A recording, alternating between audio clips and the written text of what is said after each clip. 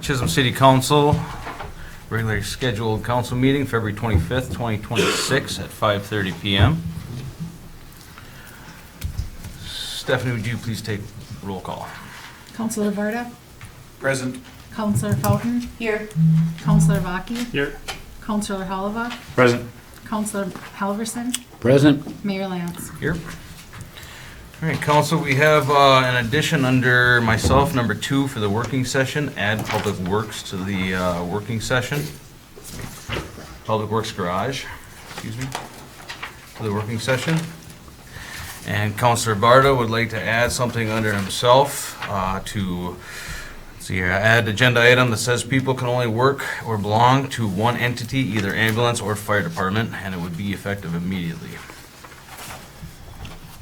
Where does that fall on the agenda, if it's on? If we do put that on there, we would put that under, we would change that to item D, and we'd move everything else down, E, F, G, H. Mr. Mayor, if we are amending the agenda, I think I had one item on, and mine may have a closed session attached to it, so if you would, maybe bounce it to the end so that we don't have everybody waiting around. Okay. My opinion, I think Councilor Barda's addition is very inappropriate. I believe it does not have any context to it, and I am... Mr. Mayor, we're adding an agenda item, not discussing Sure, it. that's fine. Thank So, you. Then I'd look for a motion and support to move Brian to item G. No, excuse me. Barda would be D. And you- Devin would be E. Stephanie would be F. Then I would stay G. And Brian would be H. Thank you, Mayor.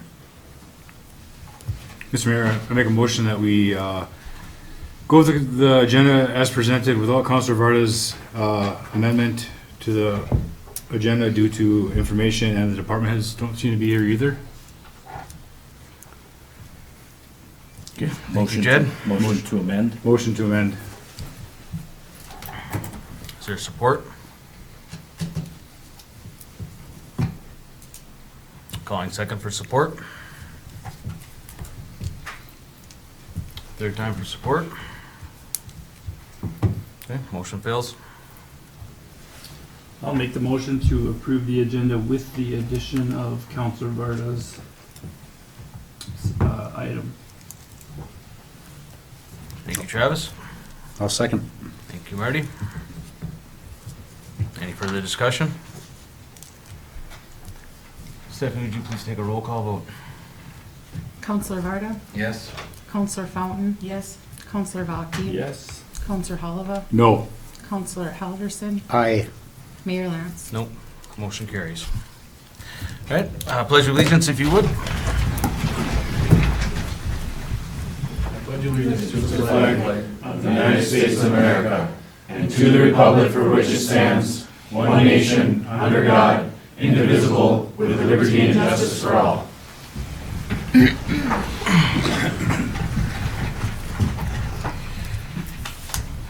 Start with public participation. Chisholm High School senior students are here tonight. Good evening. Would you please come up to the podium and let us know?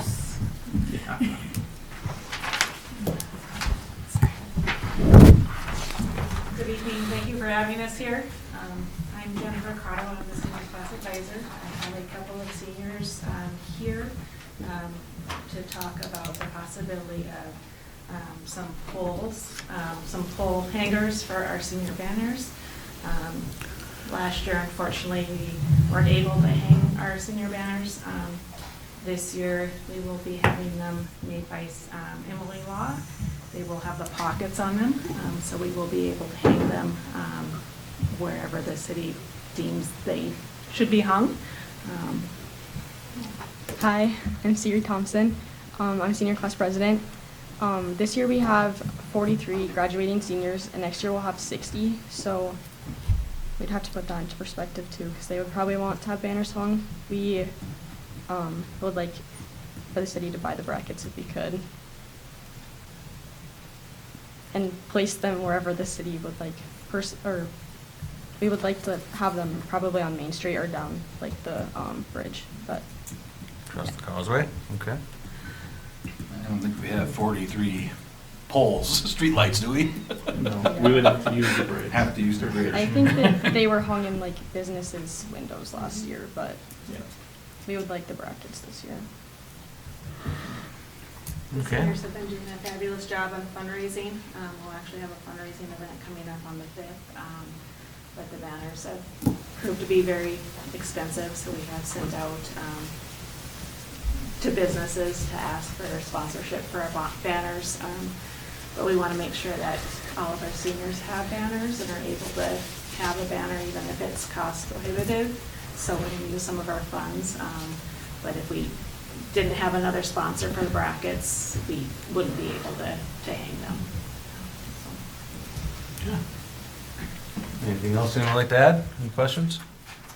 I don't have any questions, but I don't, if you recall, it wasn't last year, it would have been, I think, the summer prior, I had introduced with Larry this very topic. And Larry and I did work with a company called Sign World, and they have the brackets. It's 2 to a pole. Well, you can get 1 or 2 to a pole. If we were to go the 2 to a pole set, basically we would need 6 sets, which would roughly be about $2,100, Larry and I figured out. So for a cost perspective, 21 to 23, somewhere in the ballpark there is what the brackets would run. Just some information. Thank you. All right, a worthy cause. We have the king in the house, right?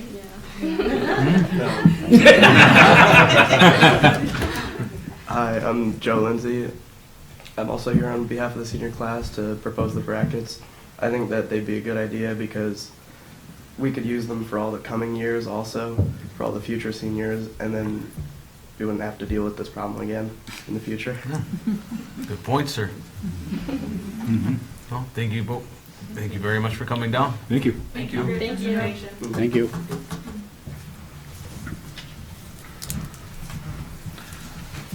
Next up for public participation, sorry, I didn't remind anyone speaking tonight, you do have 5 minutes. So, Phil Olson, good evening.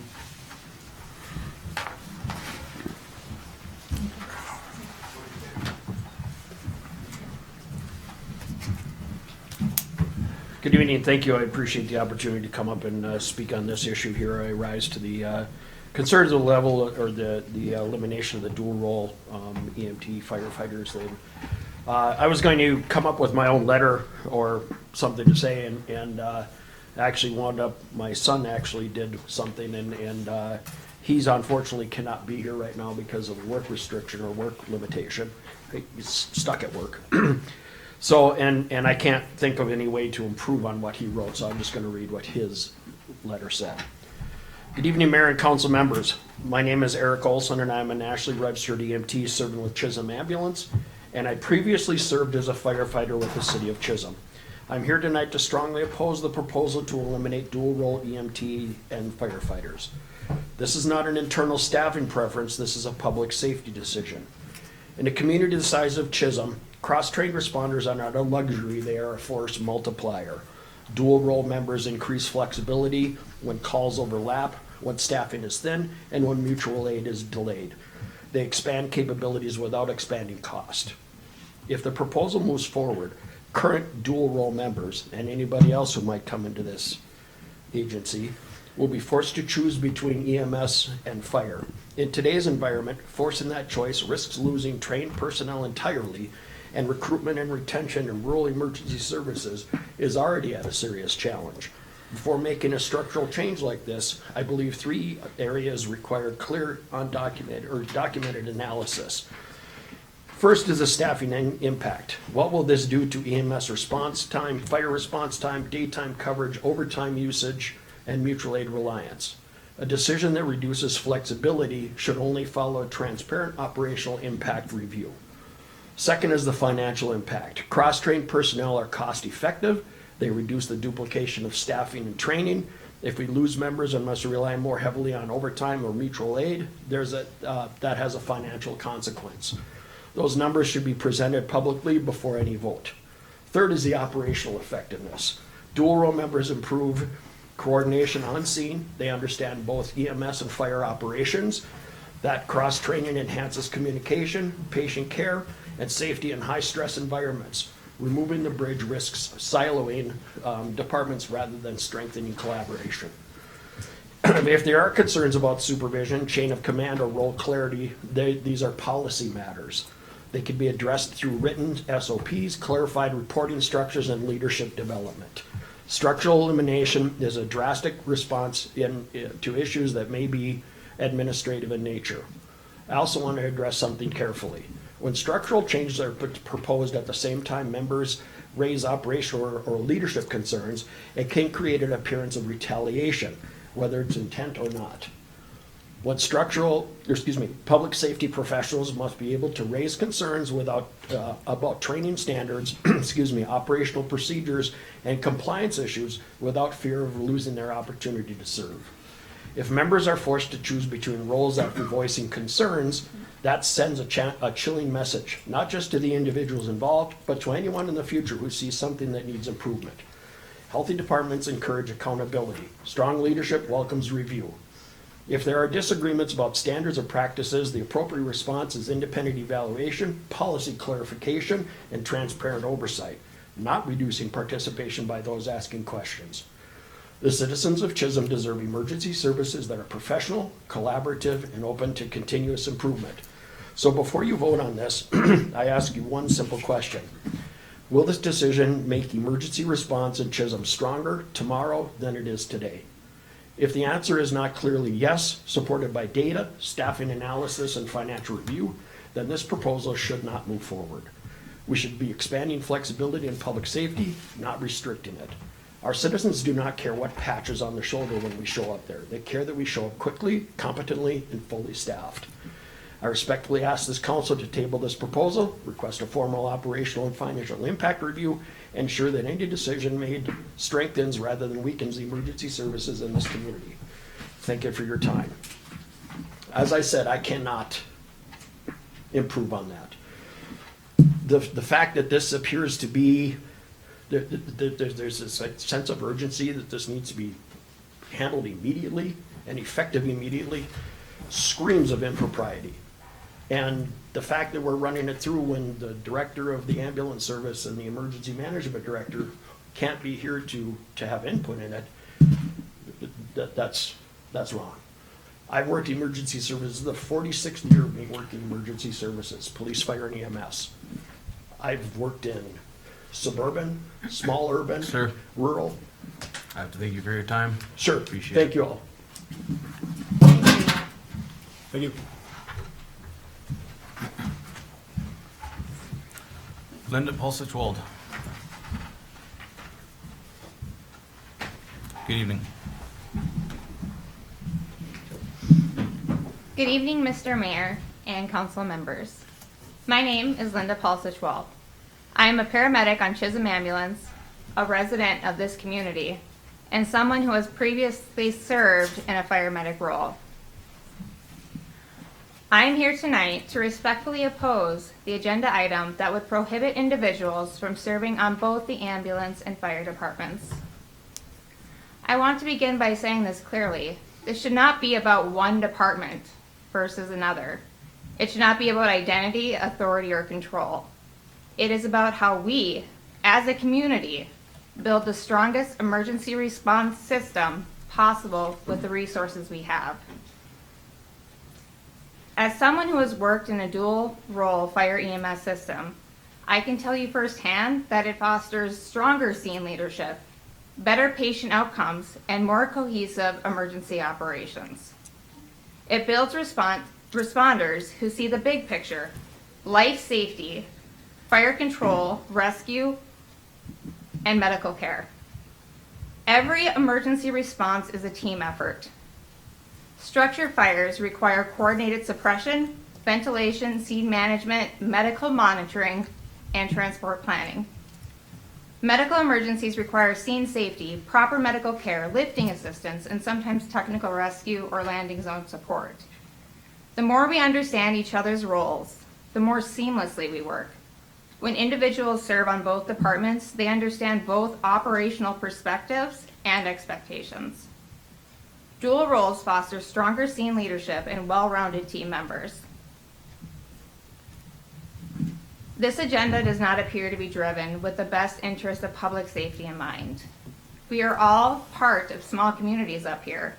Rural departments often struggle with recruitment and retention.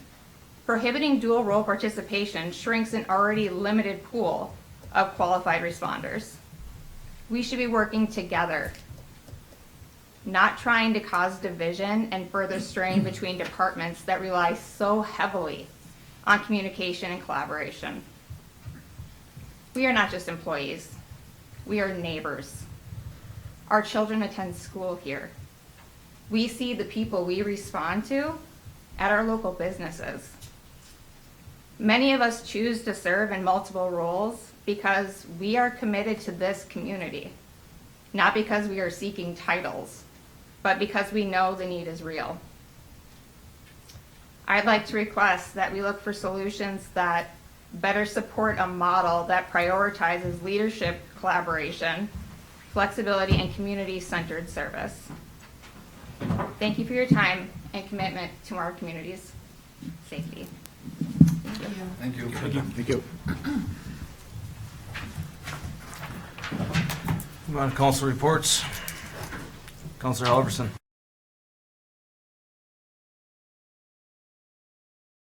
Where I've been. Since our last meeting, I was only at a Redhead committee meeting and did have a meeting with our fire department last week. Department as a whole? Yeah, I met with the fire department last week. Okay. Councilor Oliva? Meeting, attended the safety committee meeting today. Councilor Bucky? Good evening.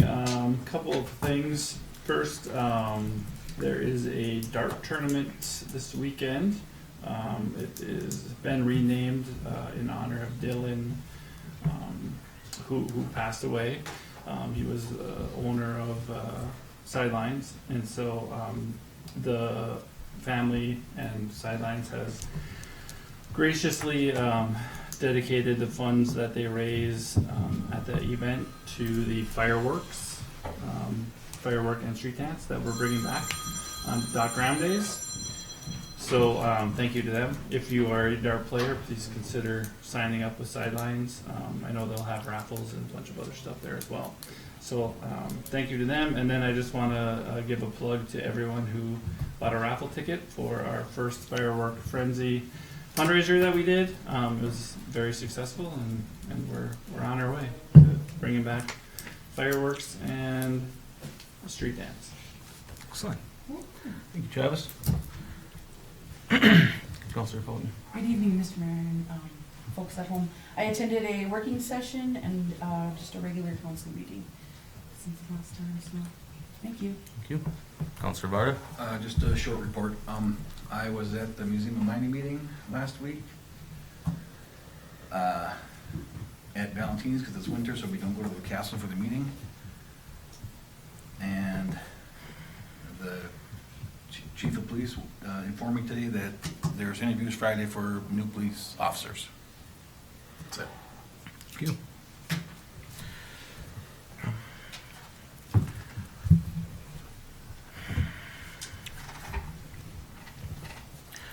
For 9 years, I've been an active, engaged, and proud member of the Chisholm Fire Department. I've been an advocate for growth, progress, transparency, communication, and training. The status quo has never been an acceptable position for myself. A phrase commonly used in parts of society who want to see improvement, but specifically endeared in the fire service, is that we are here to leave it better than we found it. Meaning we should strive to be better today than we were yesterday, better equipped, prepared, trained for those around us and those who depend on us. When a subordinate brings forward concerns of performance, complacency, training, it is in hopes that it leads to change, evaluation, and awareness that there could be room for improvement. Unfortunately, in some cases, it can also lead to defensive or dismissive behavior, and then those concerns go unevaluated. There are instances when an employee becomes disgruntled. They air their issues in private settings, private text groups, sitting in a bar or garage behind the backs of those around them. Those should be considered unacceptable outlets. As an employee, I have brought my concerns forward in person to our department leadership and staff as a whole during our public business meetings where they belong. For the better part of a year, Councilor Varda, as a liaison to the fire department, has heard me bring forward items for discussion at our fire department business meetings regarding attendance, participation, complacency, training, and leadership. These conversations are never easy, nor are they comfortable or convenient, and unfortunately have led to lost friendships. All city employees, especially those in emergency services, should be open to and expected to be evaluated and assessed on our performance and training. As a member of our fire department, if I were to ignore my concerns because it creates an uncomfortable environment or lost friendships, I wouldn't be doing my job. I wouldn't be performing my duties to the fire service for the right reasons. I would be doing a disservice to my fellow members, future members, and members of our community. I will continue to advocate for a higher level of training and a stringent review process of those in leadership positions. I've rarely crossed my position from the city council into the fire department and vice versa. However, I expressed some of these concerns at our last working session as it pertained to job descriptions and soon to come SOGs. I was hesitant moving these forward without sharing my concerns with my fellow councilors. I had hoped it would open the door for more conversation and time for questions to be asked, and hopefully the request of input from an outside agency or consultant specializing in fire department policy and protocol. I'm extremely disheartened and disappointed that any councilor's reaction to an employee and or city official advocating for procedural reviews and requests for accountability would be to express this kind of effort to make sure that things are left the way they are and to make a policy change to enforce the removal of said employee or to inhibit their ability to give back to the community, while offering no justification or reasoning behind such change. Thank you. Ambulance instructor is not here. Fire chief is not here. Police chief, good evening.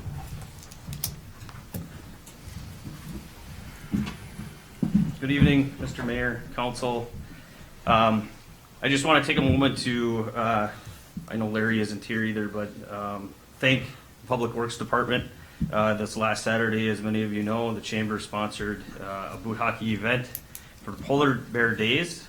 So we had an opportunity, the police department staff had an opportunity to engage in a great fun game with them in boot hockey. And Larry's not here, so I'm not going to give him a hard time, but it was fun. It was energetic, to say the least. I think several of us needed oxygen by the time it was done.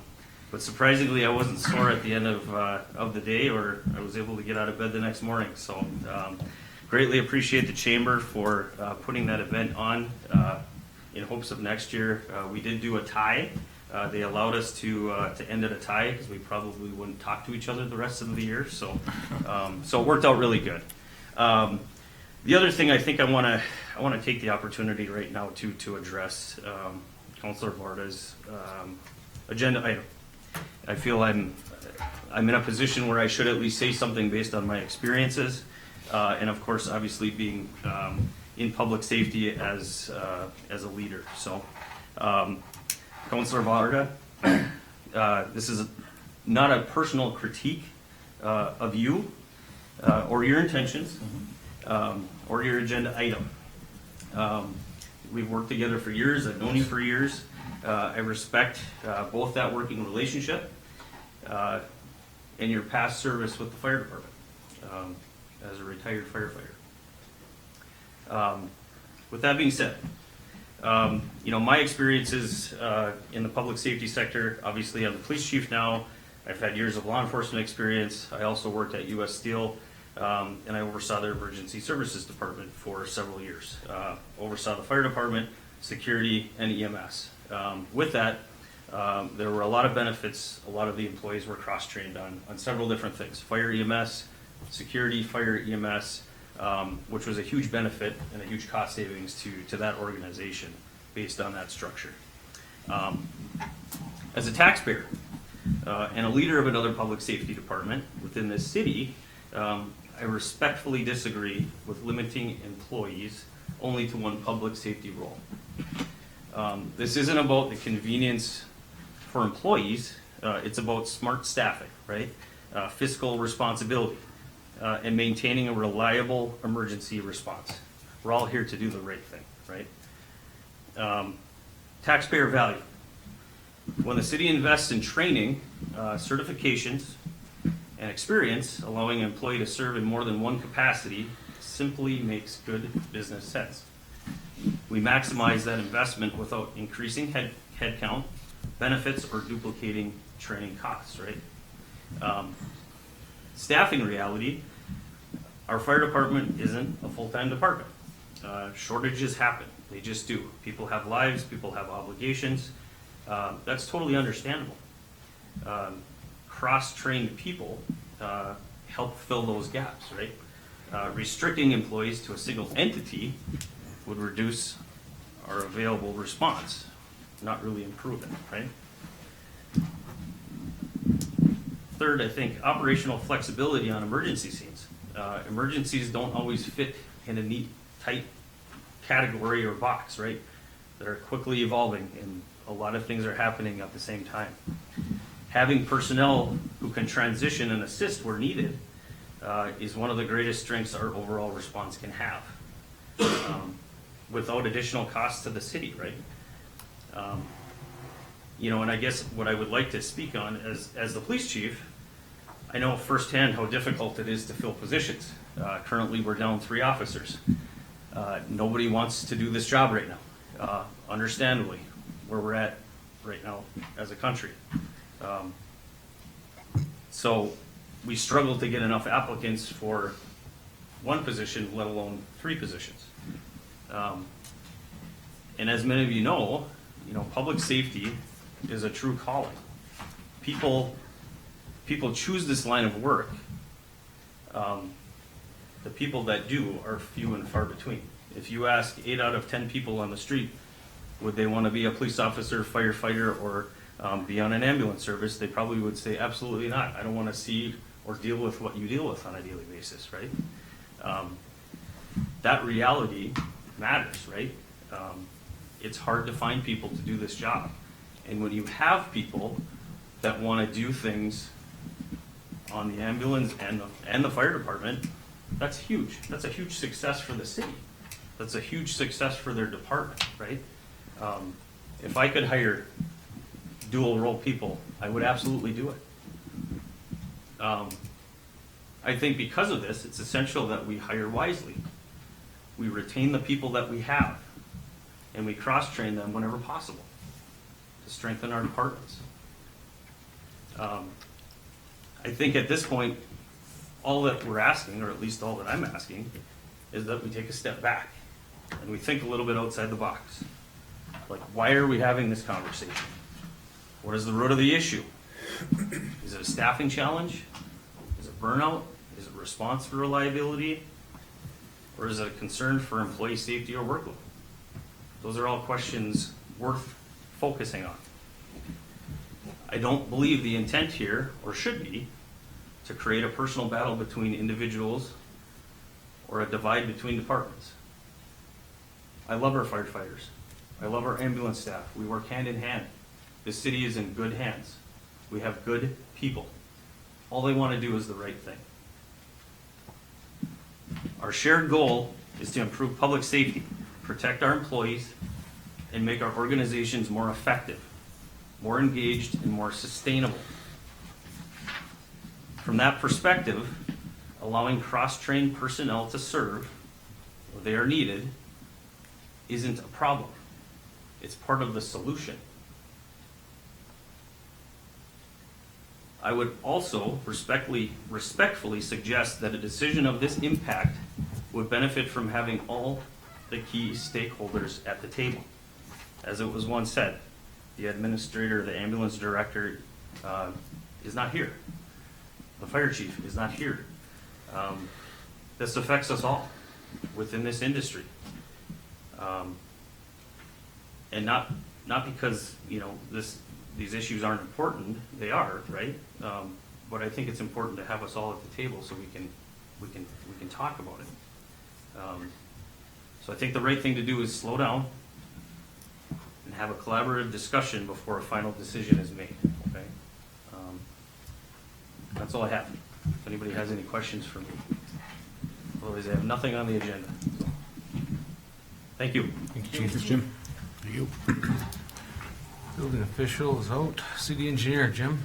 I am here. You You got are me in here, order. and I got you in order. I didn't forget about I you. have no report other than what I have on the agenda, but would be happy to answer any other questions you might have. Any questions for Jim?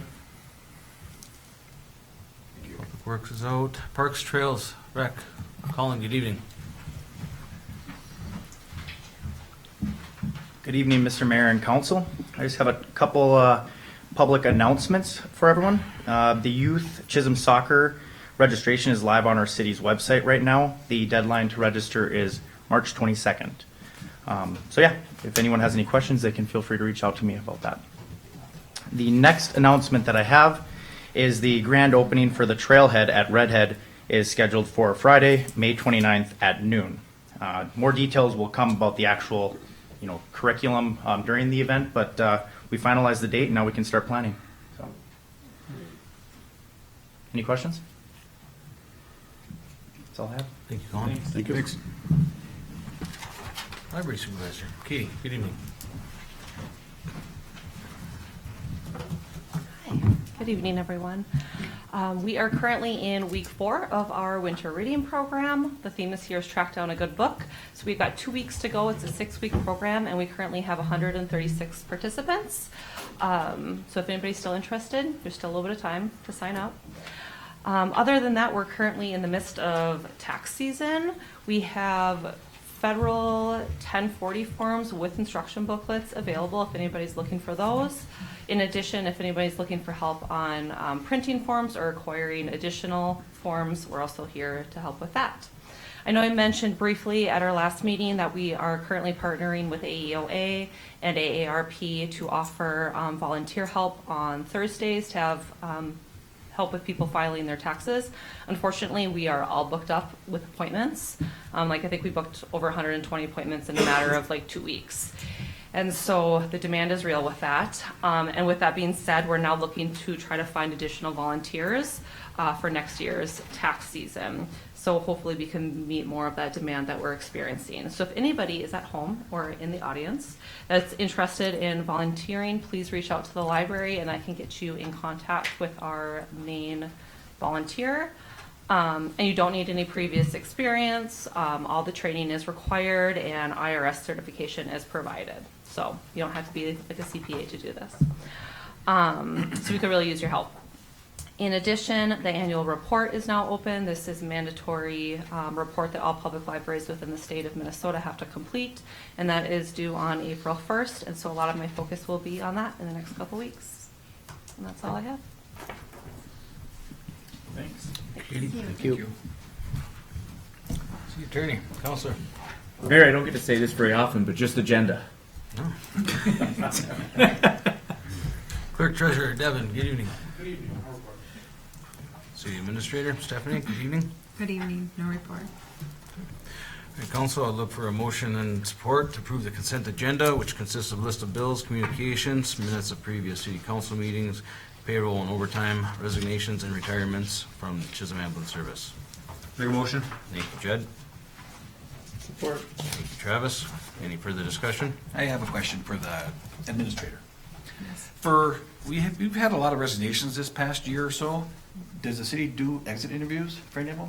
We currently do not do exit interviews. Can we get that started or If is that's not? requested by the council, yes, we can. Okay, all right, thank you.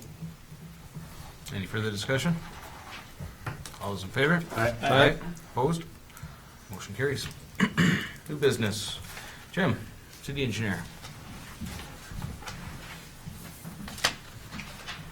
Thank you, Mayor, members of the council. If you will turn to page 12, please. We have some wonderful, exciting news, thanks to our city administrator and others that have been working on the development of the Winton edition.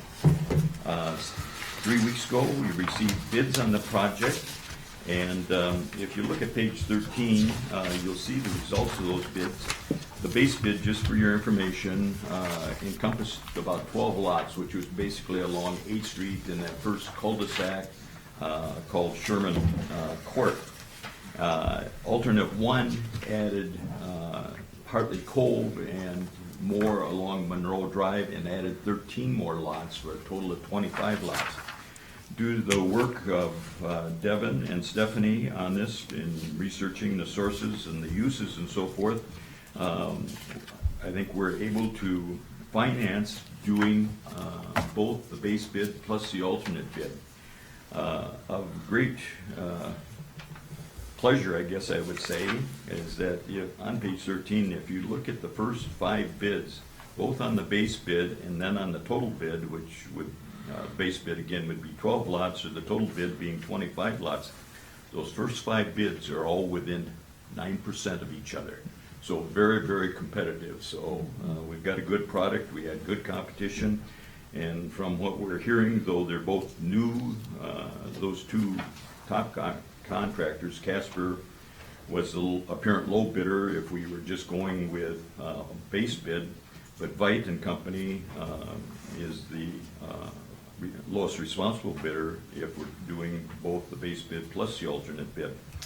And with that financing that has been put together by Stephanie and Devin, we would like to recommend the award of the bid to Veit and Company for the base bid plus alternate number 1 in that total bid price of $2,442,766.35.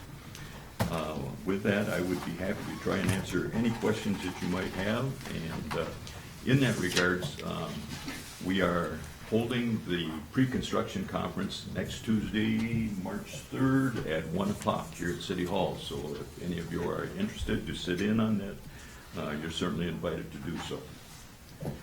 With that, I would be happy to answer any questions that you might have, but would recommend the approval of Resolution 0226-22, awarding that contract for the Wenton addition for the base bid and the plus alternate 1 to Veit and Company. Okay, Jim, questions? Gabriel? Jim, can you touch on a little bit about the PVC sanitary sewer manholes and the concrete manholes? What are the differences in the price? Actually, I wasn't really understanding that, so. If on the bid forms that you have, it was alternate number 2 on the bids. If you look, when you get to the bottom, for each bidder on those sheets, for instance, the first 3 or 5 or 6 sheets encompass the bids. Let me catch up with you here. 27 and 26 base bid items? Yeah, actually, if you look on page 21, 21, you'll see the add alternate number 2 kind of in that left-hand corner. And as you go across, you'll see the engineer's estimate, but you'll see how Casper Construction and Veit and Company actually bid those items. As you see with Casper Construction, it amounted to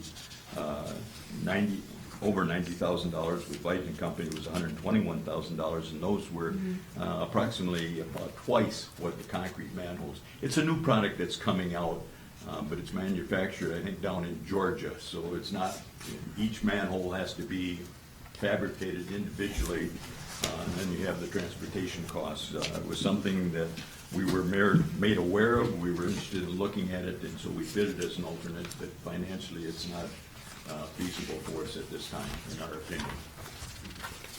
It was about twice the cost.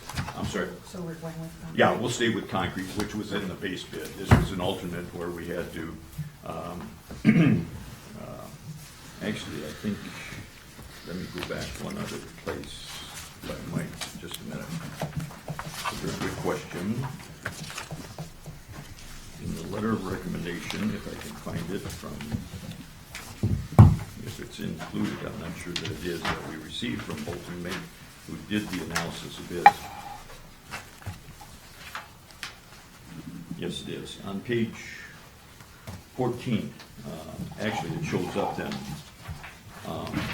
So you can compare, as you go across, you see for each of the 6 contractors, you see that base bid amount, you see the base bid plus the ad alternate number 1, which is what we're awarding on the basis of tonight, or per my recommendation. And then if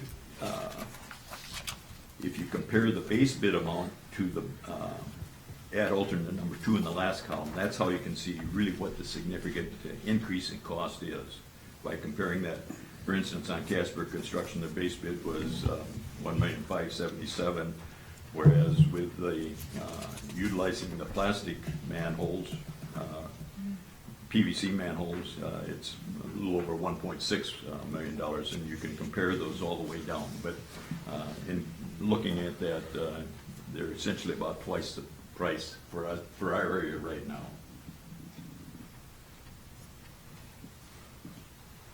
And then have we ever gone with, They're brand new. oh, we are? Yeah, it's a new product that's out. Oh, the new contractor. Yeah. Actually, come to my office, I've got a little miniature replica of a PVC manhole. Good question. But interesting, one of the things that we are going to be talking about when we're arranging for the pre-construction conference for next Tuesday, I was talking with representative from Biden Company, and one of the things would like to find out from them is if in going through the plans and specs, they see opportunities to save some additional money on this. And one of the items that they brought up was the use of high-density polyethylene water main in place of ductile iron pipe. So we are going to take a look at that in talking with Matt Reed of SEH. He indicated that many of the communities around here are using the high-density polyethylene. So Viton Company is going to be bringing forward some alternatives for us to look at in terms of pricing to see if we can save some money by using high-density polyethylene water main in place of ductile iron pipe. So there are opportunities, new technologies coming out that we want to continue to look at that actually have a longer useful life than some of the current products out there. They've been tested up north? High-density polyethylene, yeah. It's being used quite extensively, even up here in this area. Jim can probably attest to it. Probably the only thing that doesn't use it. Oh, Yeah, so. well, it's good to know. Thank you. Yep. Any questions for Jim or questions for funding? All right, I Council. just have a comment. I don't see where PVC manholes are gonna be as durable as concrete in Minnesota. Winter I'm sorry, conditions. Marty. I just don't see where the PVC manholes would be as durable in our winter conditions. All right, Council, I look for a motion and support for Resolution 226-22. Make a motion? Thank you, Jed. Support. Thank you, Jim. Any further discussion? All those in favor? Aye. Opposed? Motion carries. Thank you, Mayor and Council. And then if you'll turn to page 34, in that same vein, then as we move forward with that Winton edition, we want to see what the interest was and to make sure that we've got good qualified personnel to provide the construction services on this project. As a result, and you'll see them attached in your packet, we did send out in last January a request for statements of qualification to the 4 local engineering firms. We had 2 responses, which are also included in here. It was reviewed by staff, and we felt that SEH provided us with the best value, with most expertise and qualifications with our standards. And as a result, we did ask them to prepare the attached agreement for professional services on that project. And you have that attached, and I would submit it to you for acceptance. As I noted, and as they outline on page 35, down near the middle of the page, construction is anticipated to begin in early spring of 2026, with substantial completion targeted by the end of October 2026 and final completion by August 2027. Those were the terms that were outlined in the contract documents. I am quite confident that this project is going to be completed this summer. It's not going to be going anywhere close to October, and my hope would be that we would have the final wearing course put in by June 30th of next year. But they did the proper thing in proposing what the contract document showed, and as a result, as I say on page 34, I think there's the real opportunity, since they bill on an hourly basis. We pay for what services actually provided, and I think we have the opportunity to save somewhere in the neighborhood of $100,000 to that $254,000 that they are suggesting. And again, I review the daily inspection reports, I review their weekly invoices, or the monthly invoices, I should say. So with that, I would be happy to answer any questions that you might have. With us tonight is Mrs. Ellie Freeman, formerly Miss Ellie Lemke. 2 weeks married. Congratulations. So with that, I would recommend the approval of the construction services contract from SEH in the amount of $254,000. Councilors, any questions for Jim?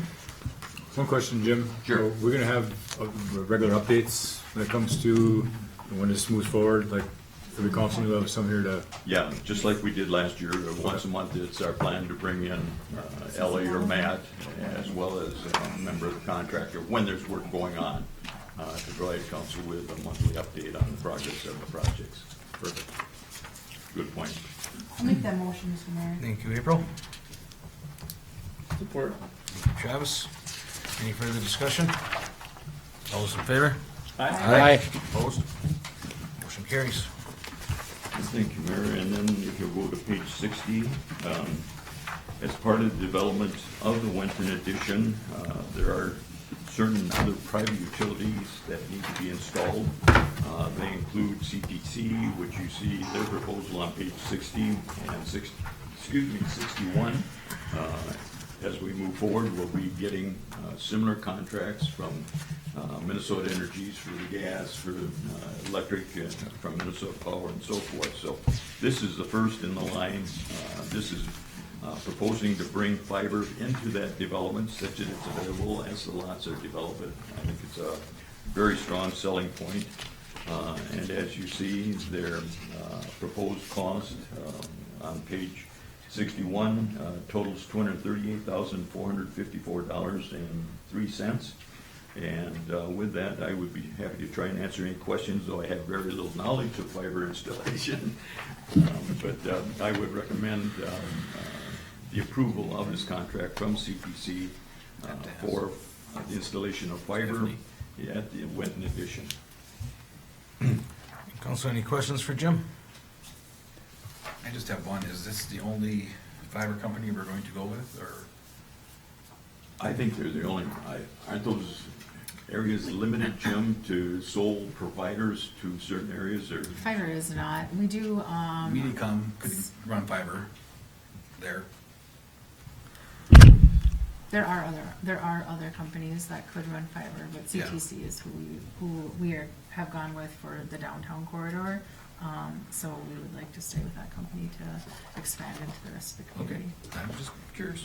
Good question. Where's this money coming out of? What fund? It's right here, your sources and uses, you should have it.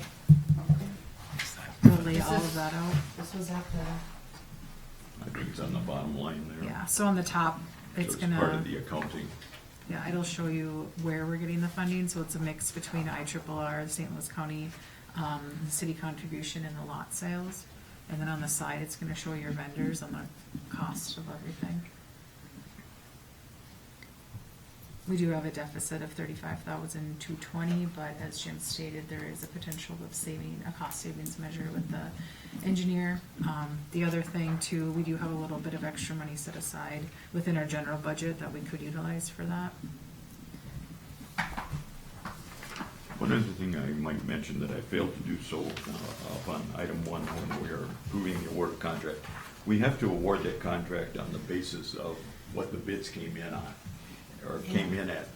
As I was reviewing that and looking for opportunities to save some money, if you look at the plans, the third, as you come in off 8th Street and then start down Monroe Loop, once you get beyond the 3rd Street, which is Pierce Place, it's Sherman Court, Hartley Cove, and then Pierce Place.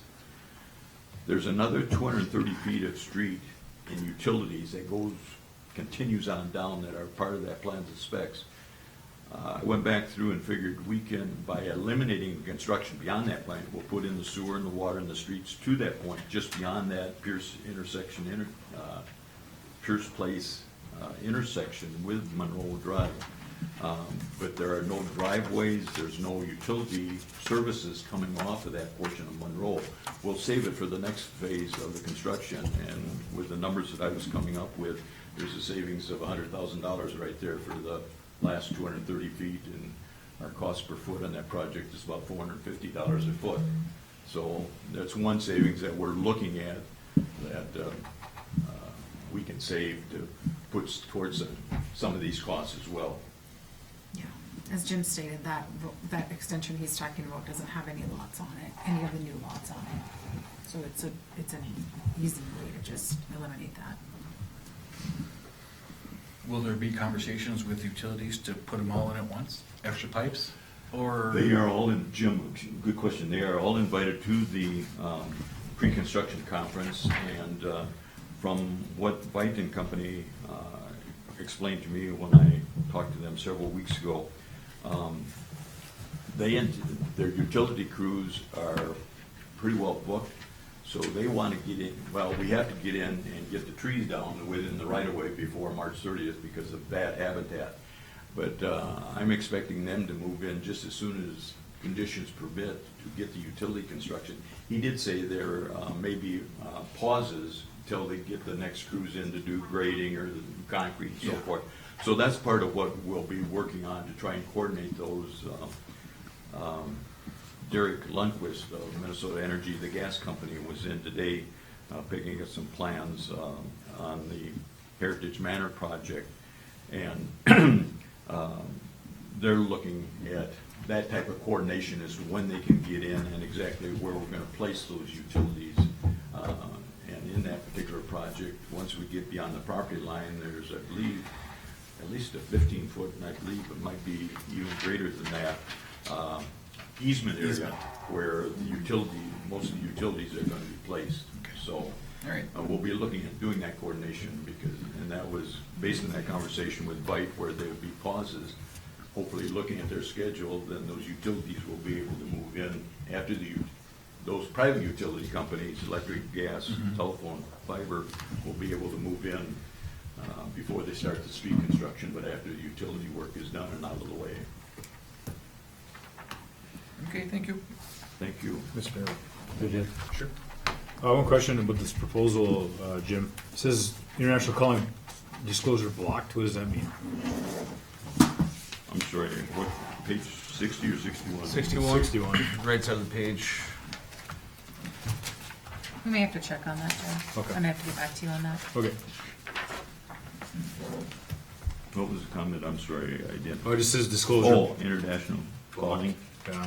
Oh, I don't know what that is. Okay. I can check with them and get back to you on that. Thank you. Ready? So you said Northern Natural Gas is planning to put in gas, obviously, Minnesota Power. Minnesota Energy. Oh, Minnesota Energy, yep. Minnesota Power, electricity, and there will be telephone as well? Yes. CenturyLink? CTC, they're running a fiber. So there won't be a separate? There'll be additional contracts coming, is what I'm trying to say, Marty. I don't know what they amount to at this. Two more? One for gas, one for electricity? No, those are in the basement, aren't they? I'm sorry. The I- phone. No, you know more about it than I do. I wasn't. Okay, really my involved with it. question, I have one question. How many more utilities are coming in besides CTC? Certainly gas, certainly electric. Gas and electric? Okay, and then are they billing us for that? Or do they roll that into the rates? How does Yes, that we work? are the contractor with Okay. those entities. Okay, and then my We only are the other, owner of Wenton Edition. my only other comment is I think your selling price on the lots is too low. Okay. And it would probably be good to consult with a realtor to establish what that, or Yeah, I do. Bob Street. Yeah, we do have that. We can add that to the working session if you'd like. Any other conversation? And council, I'll look for a motion and support to enter into contract with CTC for wetland addition. Motion. Thank you, Jim. Support. Thank you, Jed. Any further discussion? All those in favor? Aye. Aye. Opposed? Motion carries. Thank you. Thank you. Thank you, Jim. Parks, Trails, Colin, good evening.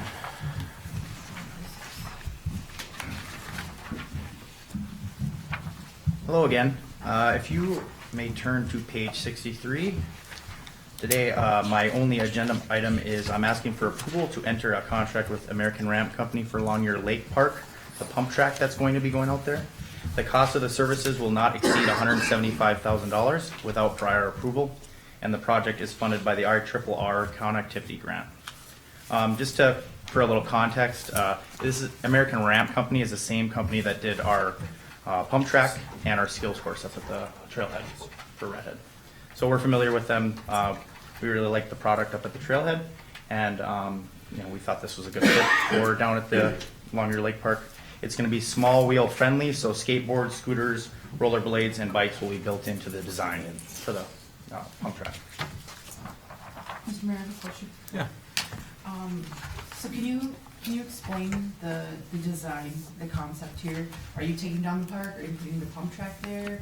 Can you explain what the design is so everybody knows? Well, okay, so part of this contract is we're working together with our Redhead Committee and the American Ram Company on a kickoff meeting where we'll actually go through the formal design, where we can put our input. They're going to put their suggestions as well. But yes, the skate park will be, demoed and removed. Yes, and it will be replacing that skate park. No, that's not the answer. Like the design is still like those are examples of like what we want. No, Park is staying there. Just the skate park is going to be.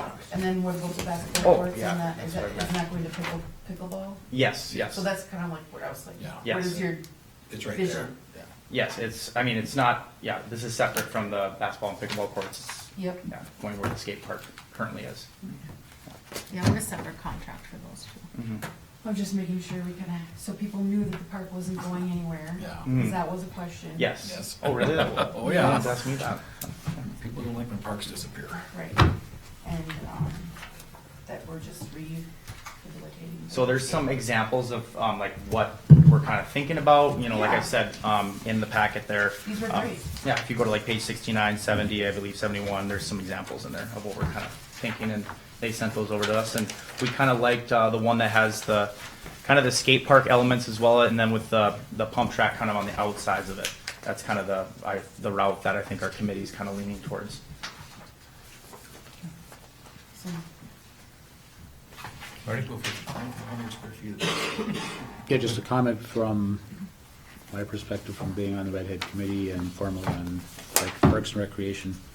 My recollection is this isn't going to be at the same location as the existing skate ramps. It's more to the east, and it's going to be designed to be added onto if it's as popular as we think, and as the demand is there, we get more grants, we can add a phase 2, maybe a phase 3.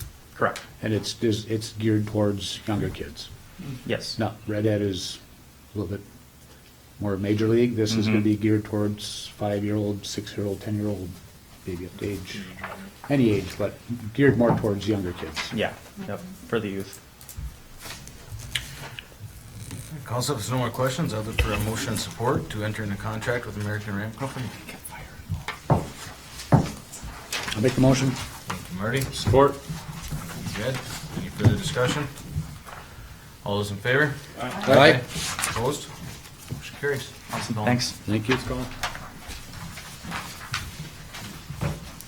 Katie, Library Supervisor. Good evening. Hello again.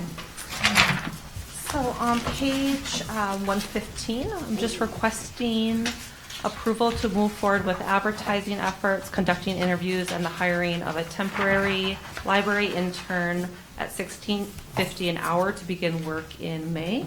of this year. I did provide the job description, but there are no changes to the job description or the rate of pay this year. Thank you, Katie. Council, unless there's any questions, I'd look for a motion and support to post and hire for the library intern. Make that motion, Mr. Mayor. Thank you, April. Support. Thank you, Jim. Any further discussion? All those in favor? Aye. Opposed? Motion carries. All right, thank you very much. And then on page 19, looking to adopt a resolution to accept a $500 donation from Cheryl and Larry Clean to be earmarked for the Chisholm Public Library. Council, I'll look for a motion and support to approve resolution 0226-23. And I'm sure a letter already went out. That's so has. kind of them. So. Yes, very kind, thank you.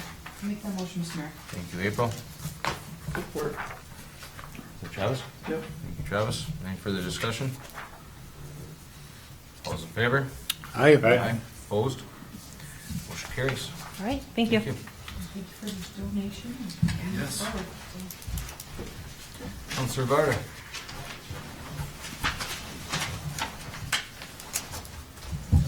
First of all, I'd like to thank the speakers tonight and thank the mayor for his comments and the police chief for his comments.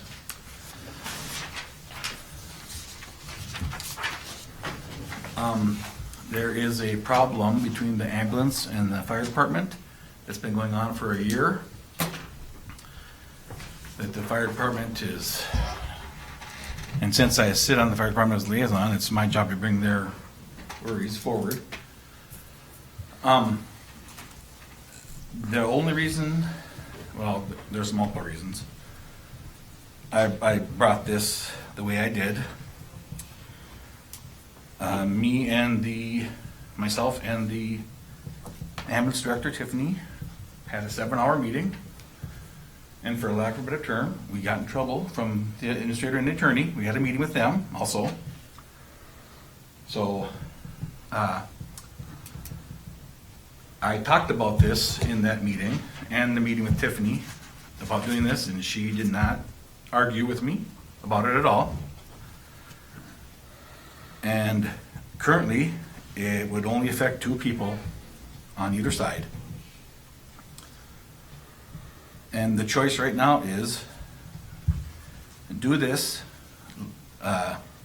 2 people have to leave one organization, or at the next council meeting, they'll have 8 firefighters resign and there'll be no more fire department in Chisholm. So it's basically, and the fire department is the only department in Chisholm that saves people insurance on their house insurance. So yeah, I don't want to be covered by Hibbing. No offense to Hibbing, but I don't want them in our hall. So that's why I'm bringing this forward.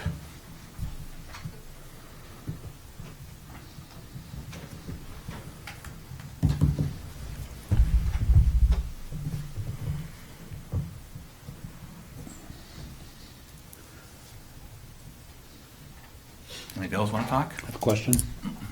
So there's 2 people right now that are on both? Yes. 2. Okay.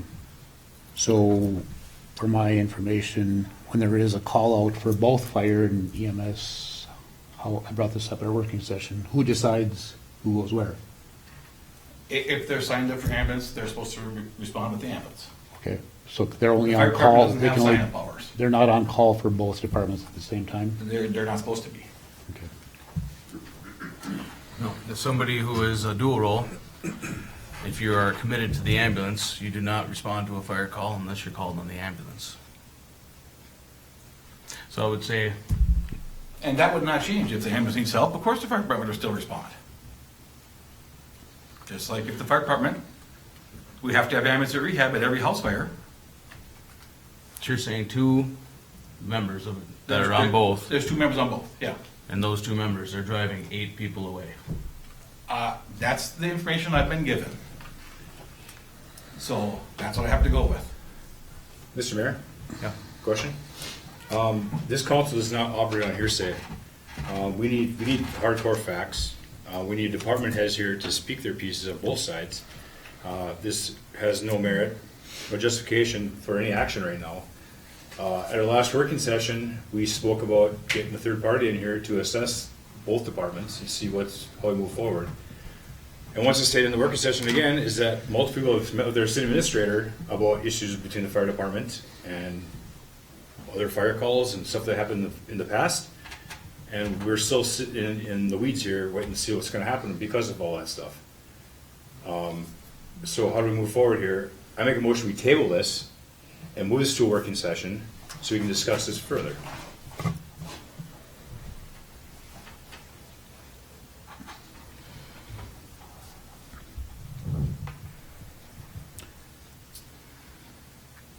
You called the motion. I didn't get an answer to my question Oh, yeah. either. Sorry. So where are we at here? Am I getting an answer to my question, or are we moving to a motion? So the technical answer is, once a motion to table has been brought, there's no further discussion, but that motion hasn't been seconded at this point.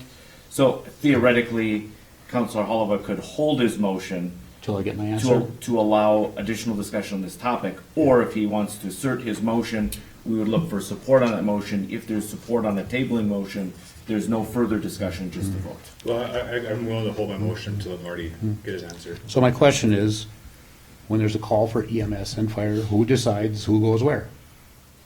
If I'm not on call with the ambulance, I respond with the fire department. So can you be on call with both departments at the same time? No. Okay. So whatever department you're on call for, that's who you report The to? ambulance service is staffed by 2 individuals, 24/7, 365. Okay. And then my final question is, who commands the scene when both departments are called out? And just for my own education. Typically, the first on scene will call command, and then once the fire department arrives, command is transferred to the highest ranking firefighter. Okay. Thank you. I don't know these things, that's why I'm asking. Mr. Mayor, before I make a motion here, I'd say also is that any decision here on this action item will divide these departments for good, forever. They're already divided. Yeah. It doesn't have to be though. But they are. A lot of us are trying to work together Been for to a make year. this better. Has anything happened to change in a year?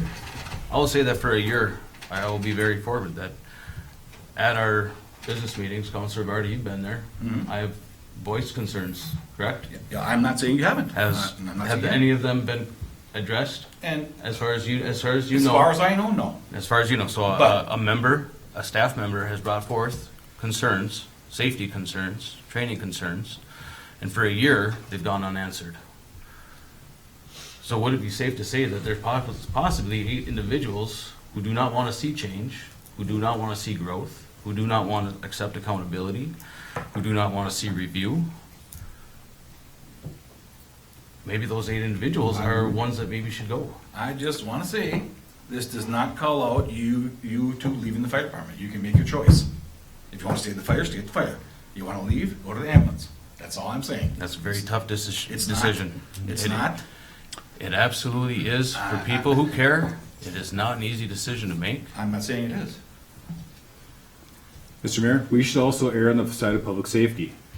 I'm biased between, I'm not a firefighter. I'm on the ambulance, yes. Do I tend to look at the ambulance at a higher level? Yes, but I also have ties to the fire department. I respect both departments just the same. And we need to have more discussion on this. This is not a council decision at this point. Public safety is number one, right? We care about our citizens, we care about their lives, we care about our children, we care about everything going on in this community, just like the police chief said. I agree with that. Everybody that has been, is gonna be on it. They're all gonna care about the community. So where is this coming from then? It's coming from the ambulance side. Where? Name a person. I want to see proof. There is proof. You're part of the ambulance. You know it. I don't know Yes, it. you do. You hear the complaints from everybody anyways on the ambulance, on the fire department side. That we want to work with you. They want to work with you too, but Just- nobody wants to do anything. Mr. Mayor, just before, we were talking about doing transfers with that department. Where'd that discussion go? We were talking about working with each other. Correct? Am I wrong? You don't know. As far as working together, I'm gonna comment.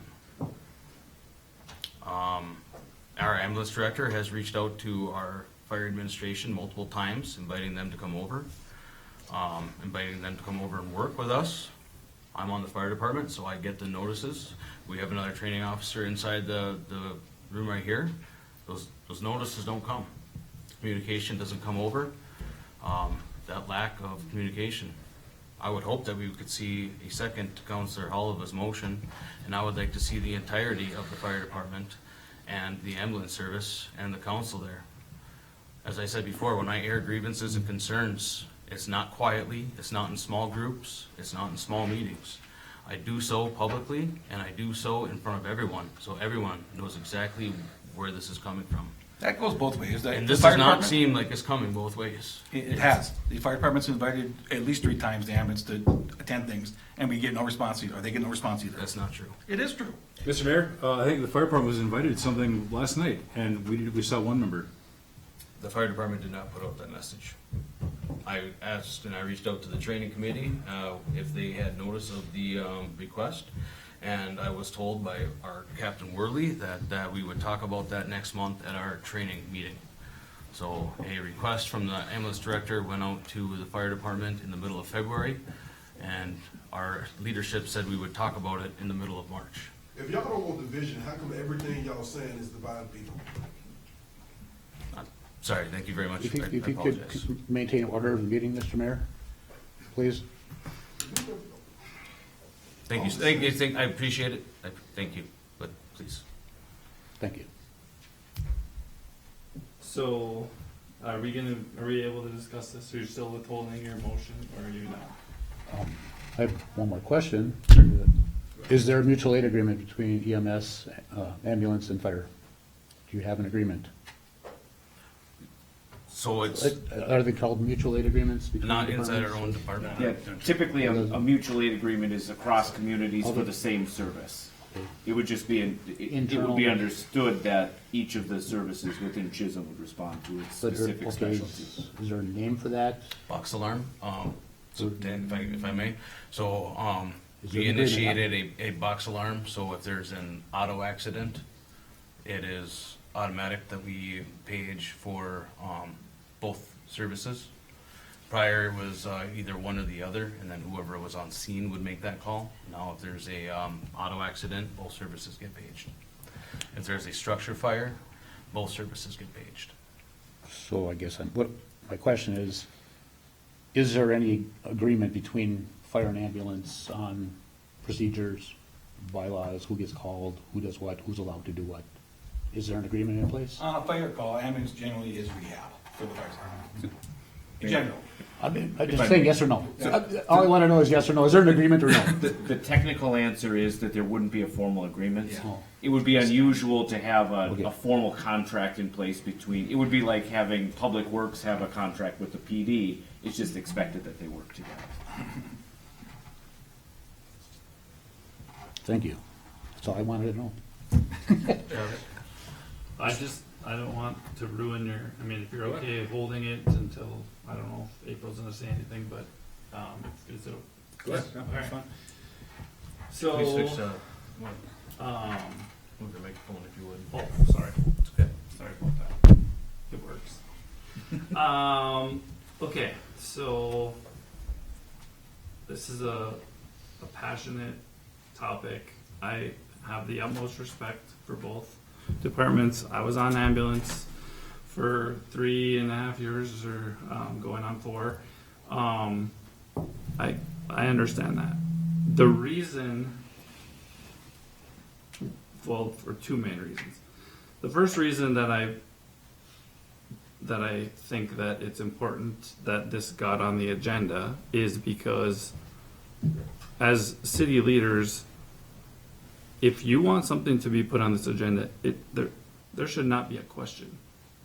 He's an elected official. If you want something on this agenda, it should get put on this agenda, whether you agree with it or not. So I don't appreciate that we're trying to put the kibosh on the city leaders adding something to the agenda. So that's why I made a motion to put this on there. Now, to address the divide, there is a divide. That's why we're here. If there wasn't a divide, we wouldn't be in this situation. And in my experience that I had a wonderful journey with the ambulance, and I learned tons and tons, and I saw good things, and then I saw the divide. And was I always there? No, but I saw enough and I heard enough, and I think that what gets lost in this being on the agenda is that it has to be a permanent decision. Well, I think there are opportunities where sometimes we need to make a decision and then try to get things right, and then look at this and bring it back when there isn't a division. Because when I have 8 firefighters say to me, we don't feel safe, that's a problem for me as a citizen. And I've had the fire department show up behind my house. So that's a concern for me as a city leader and as a citizen. If my house is on fire and I'm in it, that's a concern for me as a citizen. So, I mean, I don't think we should be up here playing the blame game. I think we need to look at the whole picture here, and anybody who is in this room or watching or sitting up here should be able to admit that there's a problem here. There's an issue that needs to be solved. And frankly, I'm not convinced that separating at the moment isn't a bad idea because of the divide. I don't want to lose 8 firefighters and then we're dropping below our number, and then we're in real serious trouble. I don't want to have to force 2 people to have to make a difficult decision either, right? Like, that doesn't sit well with me. So, you know, I have talked to plenty of firefighters. I have heard what Mayor Lance has had to say, and I've read his letters, and I'm not there on a day-to-day basis, so we have to go off of the information that we're given and then seek out the additional information that we need in order to make a decision. And so that's why, you know, I've had to talk to different firefighters, and I've had to talk to other people just to see. So, you know, I am not opposed to a potential table of this. However, that would need to be a meeting that needs to happen very soon. That would not be something that I would be willing to say, oh, we're just going to kick the can down the road and see how things go. Because we know there's a problem here. So, and I would think that if we did do that, that we would have, exactly as you recommended, fire, ambulance, the leaders of both, us. It would have to be an open, respectful meeting where when someone's talking, people are not interrupting, where people are respecting the human factor and not getting on the defense right away when something's brought up. Because I could list 8 to 10 things on here that have been said to me that would counter that there's no problem, that you know, this is all coming from fire or this is all coming from ambulance. I mean, we can sit here and go back and forth all day long, right? But I think that we all have to speak our piece now, and then we have to decide if this motion to table is something that's appropriate. But like I said, it is difficult. I won't deny that it's not difficult without Tiffany here and without Jason here as leaders of those departments, you know. But, you know, I mean, I'm not choosing one side or the other, and I just think that in my eyes, based on what I've been told and the research that I've done and the interviews that I've had with people and talking to people, I believe there is a divide. I don't think that it's healthy right now, and sometimes you have to take a step back, get it right before you can come together and then move forward. And you know, I think I'm just gonna touch a little bit on something that Marty brought up, and that is, you know, an agreement within the city, which we don't have a mutual aid agreement, but one thing that I never saw when I was on the ambulance is if a transfer call went out and one person could take that call as a medic, the fire department was never called to see if there was a driver available. And I think that definitely needs to be part of whatever conversation we have going forward, because the transfers are extremely important to our service as well. And if you have a medic available and a firefighter can drive, it should be a no-brainer in my eyes. But if you have a divide, then you have that problem. If I might just say a couple of things. Go ahead.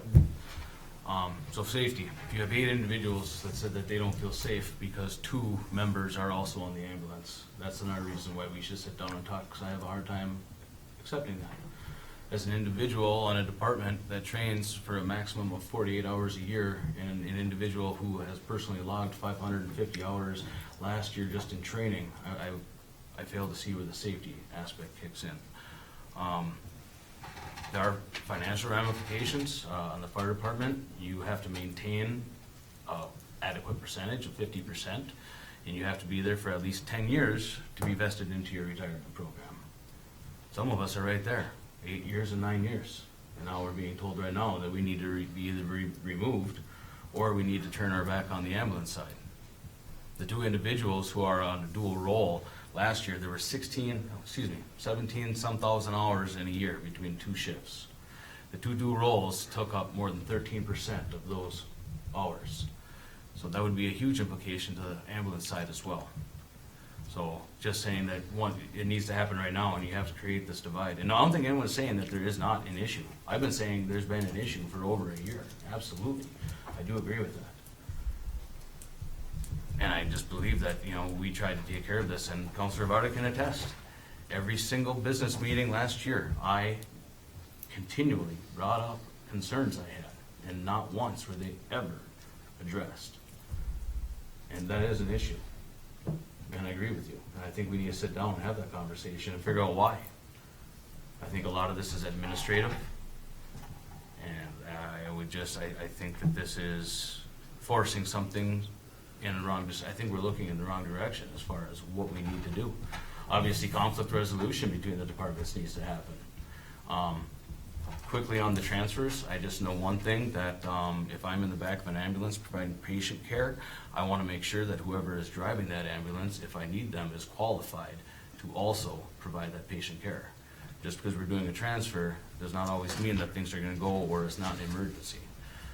So the conversation has been had. Tiffany has been working on that, and Steph's been in those conversations. Steph, as the administrator, has been working with Brian and Jason and Tiffany for months. So I'm not going to speak for her as far as how this has played out. But again, I would agree. We need to sit down in a room and actually talk about it. And people that actually have issues need to speak them up. Sorry. No, don't. Yeah, I don't disagree with you. You know, I just think that there's issues that have been brought to my attention that are, you know, I mean, I'm just gonna throw it out there. If we're gonna talk about it, we're gonna talk about it, right? So, currently, if there's a disciplinary action against somebody, does the city administrator have to be there? Can I answer that? Yes. So all of our staff has the choice to have union representation or HR representation at a discipline. Some staff are not part of a union, so if they wish to have HR representation, which would be myself or Brian at the meeting, yes, they have that right to have that. That is a choice per each individual employee. At every discipline for that person? If there's a person If they would, with 10 disciplines, they can have HR there 10 times? well, if they had 10 disciplines, they probably still wouldn't be working here. I'm just throwing out a number. Oh, sure. If they request additional, yes, they can have them there. And that's across the board with all of our departments. Typically, standard, when we do discipline, I wouldn't recommend only having one management team there, to have somebody else in the room with them.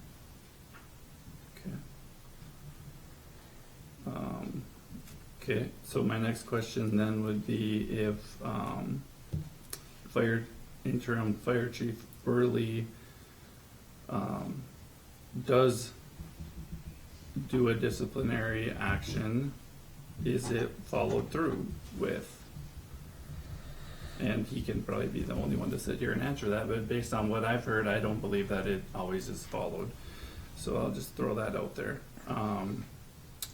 I would also like to throw out that I have read text messages and heard other things where after a scene happens, the leadership has been lambasted in a text or in a based on they're the leaders. And so I just think that knowing what I've seen and read and other things, that again, I'm going to go back to say that I don't believe that if this motion were to get traction to vote, I don't believe that this is something that is a permanent. But I think, again, in the immediate, either it's a come to Jesus meeting that needs to happen with everybody, and we better shake hands and be able to work across aisles and everything else after that, or this may be the best, unfortunate for the two people who serve in dual roles, but this may, at the current very immediate moment, may be the best option. That I don't know. So that part kind of confused me also, excuse me, Counselor, but if this goes through and I quit the ambulance, I'm on the fire department, how does that make their lives, how does that make anything better? That's unsafe. I don't, I can't speak that any discipline, I can't speak for anyone else, but I have an email that I sent that I was written up for. I received a reprimand when interim chief first came on, and it was basically a notice of some other happenings that happened before. And I sent it from my city email from the mayor to a supervisor, and I just took it with a grain of salt. Whether I should have fought it or not, say this is from the mayor of the community reaching out to Brian was on the email, Steph was on the email, Tiffany and Jason were on the email, but I can't think of any type of reprimand that has not been doled out and hasn't been followed through on. I don't believe anyone has been suspended in any way, shape, or form, but I would agree. A meeting ASAP would be great. And I'd also say that again, that there's no, I'm not sure, you said that if we fall to the lower number, Chisholm Fire Department goes away, there's no number. You can't run a department with 4 or 5 people, Adam, is what I'm saying. We're low on numbers as it is. We lose 8, it's detrimental. And I think those 8 people should come and sit and they should talk to the council. And I would like to print off that text message, or, if somebody has a situation or a scenario, they should have, like I have, a stack of paperwork for everyone to read. Mr. Mayor, as leadership in this city, we shouldn't operate off threats from people. We should operate off facts. I look at, I'm going to say public safety number 1. If I look at a dual role position, firefighter, EMT, whatever, first responder, let's say the council here, you have a kid in your house, the ambulance is usually on scene first before the fire gets there, because this is how it goes, right? Fire, ambulance is usually staff all the time, right? Ambulance gets there, you have a dual role EMT has his gear with them, right? All of a sudden they can go and in to rescue a person or whatever they got to do, right? I know there's tons of different things that go on with that, but if you have someone that's prepared to rescue a child right away, and you're talking minutes, that has to be done. A structure fire, a house can go up in 3 minutes, right? We're taking that ability away by this action item. 1 second, Marty. April, I see you writing a lot. Would you like to chime in? Well, first of all, did we get any information on getting a third party in here? Yes. And then, but there wasn't anything in the packet. This was added late. I didn't have the information at that time. Okay, so, but now we do have a third party in mind? I've reached out to a couple different ones, and during this process, prior to all of these meetings, Brian and I have been working with the League of Minnesota Cities to have somebody come in. I don't know if you have more to say about that. I know we have identified someone that could work. Yeah, and they didn't give me a specific name, but the league has basically conflict management and work environment training that they'll offer.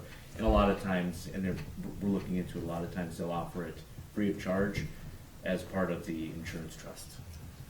And then I did contact the person that you had recommended, and then one other one that, and I'm just collecting the information, so the McGrath Consulting, the They get company back that to you you? had, they did get back to me, but they wanted a bunch of information from me, so I sent them some stuff. They're figuring out what that cost would be. So, yes, we have. And then just to clarify, like that has been said, Brian and I have been working with the departments, so what we're coming up with has been from before.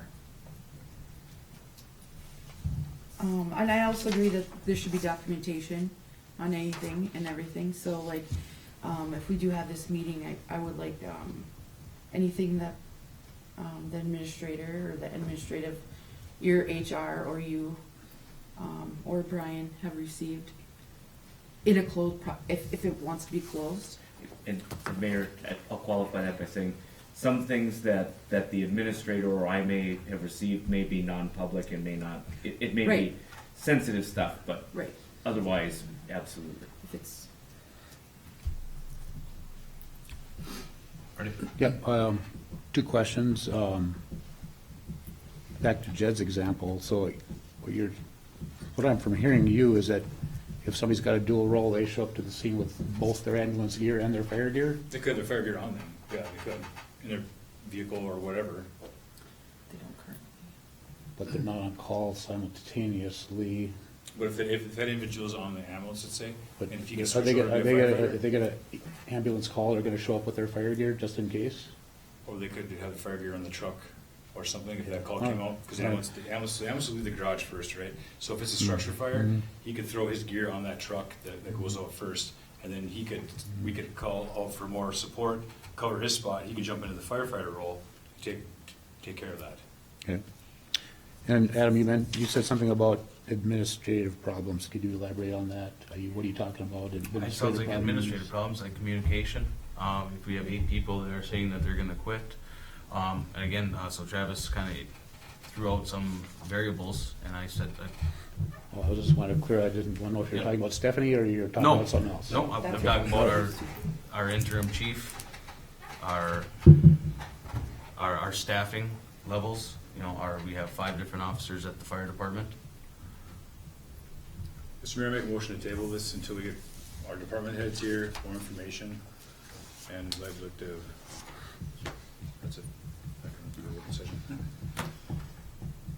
I would agree that we need to move this along as fast as possible and sit down and talk.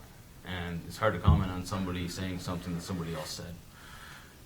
Everything you hear from me comes from me directly, with firsthand knowledge, and I've shared it. I do have plenty of emails to the chief that I can share with you at that meeting. I have the emails to Stephanie that I am willing to share at that meeting, and I feel it would be appropriate to bring them here until it is public information.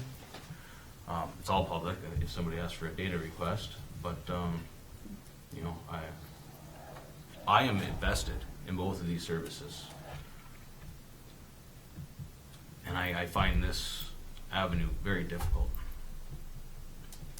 Well, I don't think, I mean, I'm not speaking for anyone individually, but I think that we all would agree with you that this is a very difficult, situation. But again, you know. Mr. Mayor, we got a motion on the table. I look for a second for that motion. We can schedule that in a working session. Second call for a second. Third call for a second. Motion fails.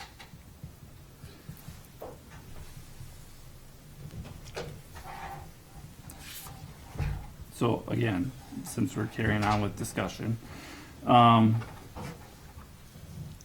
know, I think there's, oh, sorry, we missed something. Nope, I was just confirming the procedure. Okay. You know, so I guess, I guess I just need to hear more from everyone up here before I, would agree to anything other than vote at this time. You know, would you, Mr. Mayor, if I might ask you, since you've been very vocal about the leadership of that, would you say that you've ever been defiant toward them? I'm gonna jump in here. I would be careful about that question because that's more of an investigative thing that could raise HR questions.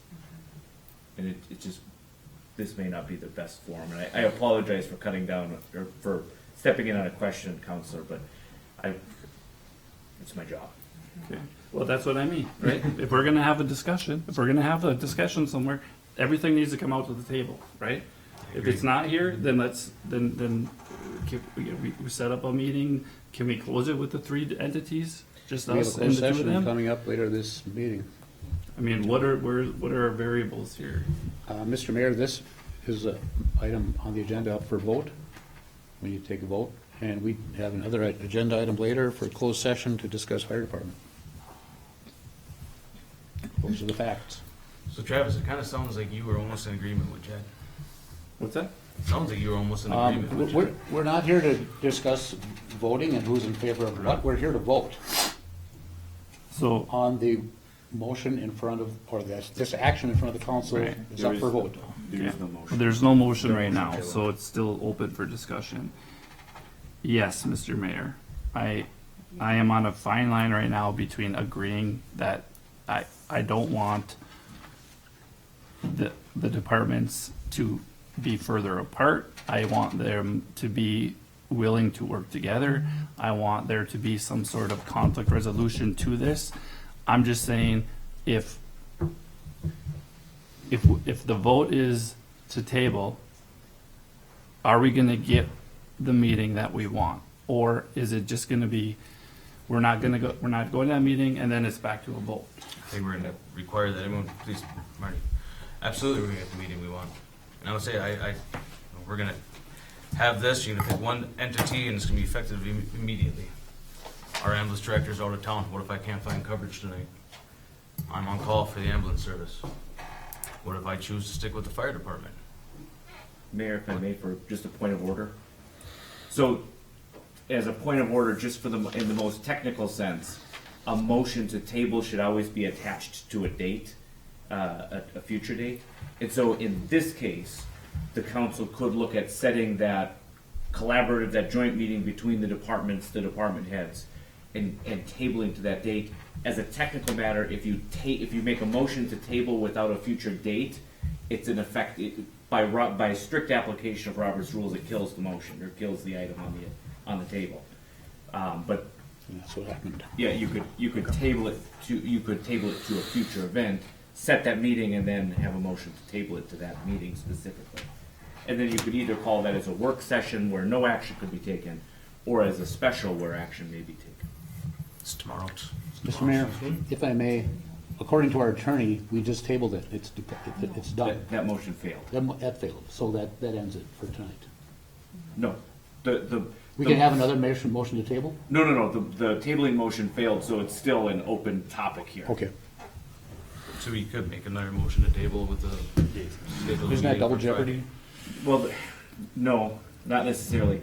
So technically, the motion could be made by anyone other than Council Halva. It could, When's our next working session? It's not scheduled. That would make a motion that we take a vote on what's in front of us. So you would move the resolution. I'm moving that we vote on this resolution by Councilor Garda. Do we have a resolution, or is this just a action item? It's an action item, and I'm going to make a motion that we vote on this item. Motion to set policy where individuals can only belong to one entity, either ambulance or fire department, and your motion is to have it effective immediately?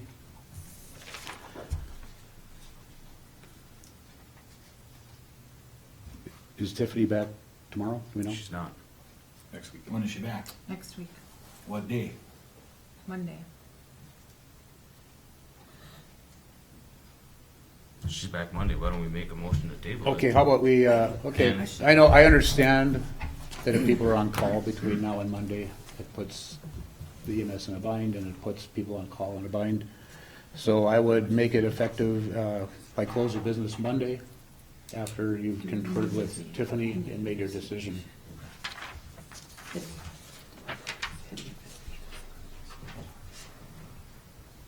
Mr. Mayor, can we clarify what's going on now? Or we can, is he making a motion to table or? No, I'm making a motion to vote, but instead of effective immediately, amended to close of business Monday.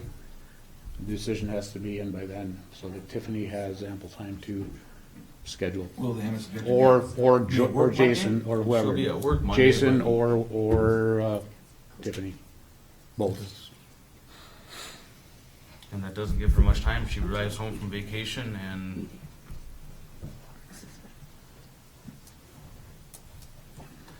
for support. Sorry, we're supporting, Marty made a motion. I made a motion to, I got you. I to got vote you. for this, Effective Monday. but instead of immediately, cross it out, say by close of business Monday.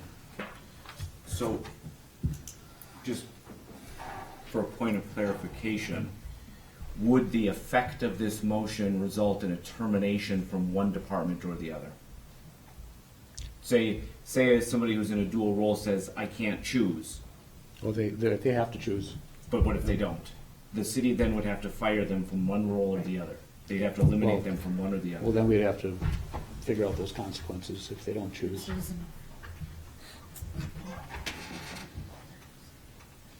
Mr. Mayor, we have firefighters that are involved in relief association benefits and everything. This is not sorted out. So there's support for Marty's motion. Second call for support. Support.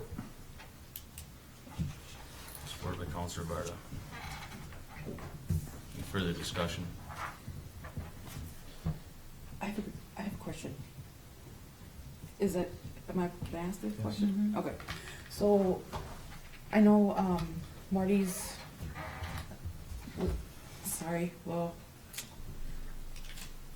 motion was effective Monday, at what time? Close of business. Close of business? Is there any way that we could do it effective immediately? Just questioning for the lawyer, pending investigation or pending, No. Mayor, if I may. So, Counselor, the trouble that we would run into is so what I'm understanding is the question is that you're asking, could there be a retroactive application of it? And the answer to that question, so we couldn't say, we forced this decision tonight, the individuals who are on dual roles must choose one or the other.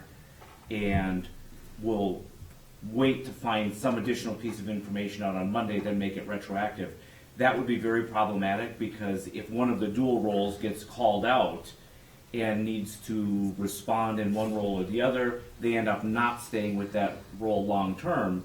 We may create a situation where the insurance coverage from the league policy covering that employee for activities discharged in the line of duty may be questioned if there were an incident where anybody, a lawsuit comes or there's an injury or something like that.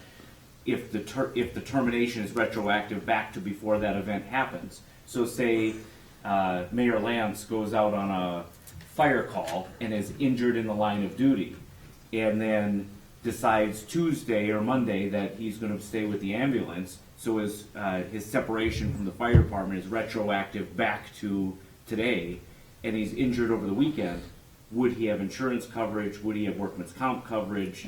That's where the issue may rest. And so I would suggest strongly against trying to make any kind of a contingent or retroactive effect to the motion. And I also, again, caution the council, this may have unintended consequences as far as a constructive termination from employment, which may have additional rules because there is a property interest in jobs, essentially. So it sounds like that's not a temporary solution when you're talking the termination of an employee from a department. It's almost foregoing that conversation where the meeting happens, to say that.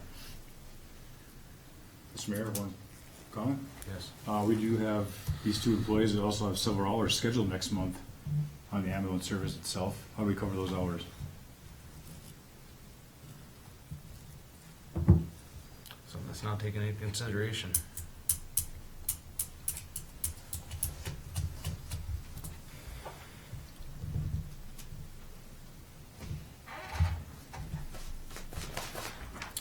Stephanie, would you please take a roll call vote? Counselor Varda, Yes. Counselor Fountain,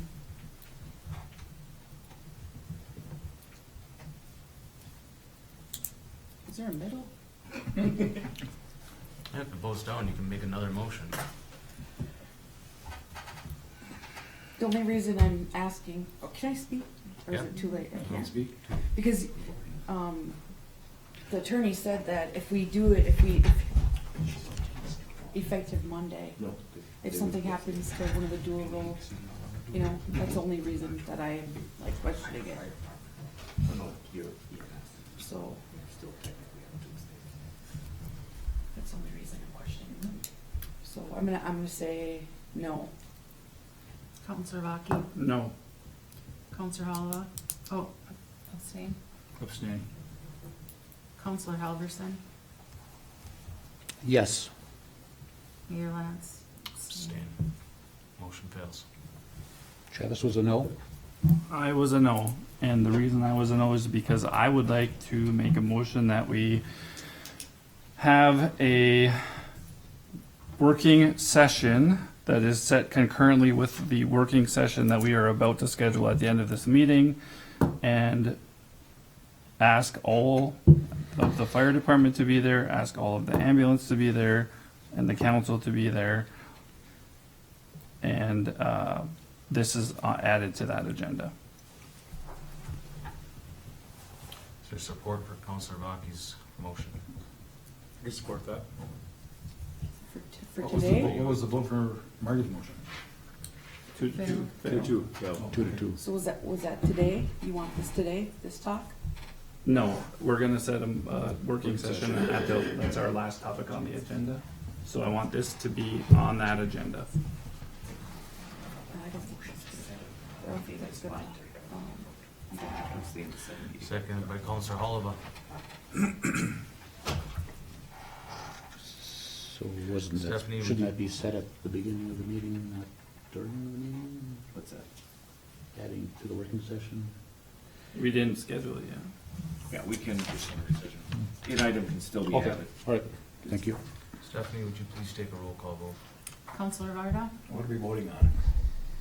Setting the working session. Travis made a motion to add this topic to the working session, Is there requiring the ambulance, fire department, leadership, and staff, and is city there a council. certain day that, Yep, we're gonna set We're the gonna date set at the it. end of the meeting with our so other. is it gonna be Monday or? We're gonna set it at the end of the meeting.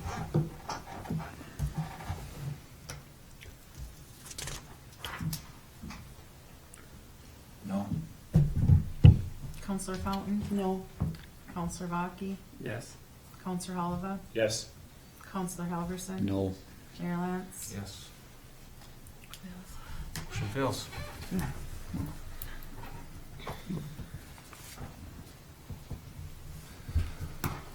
Move along. Next item. Moving on. Okay. Devin, good evening.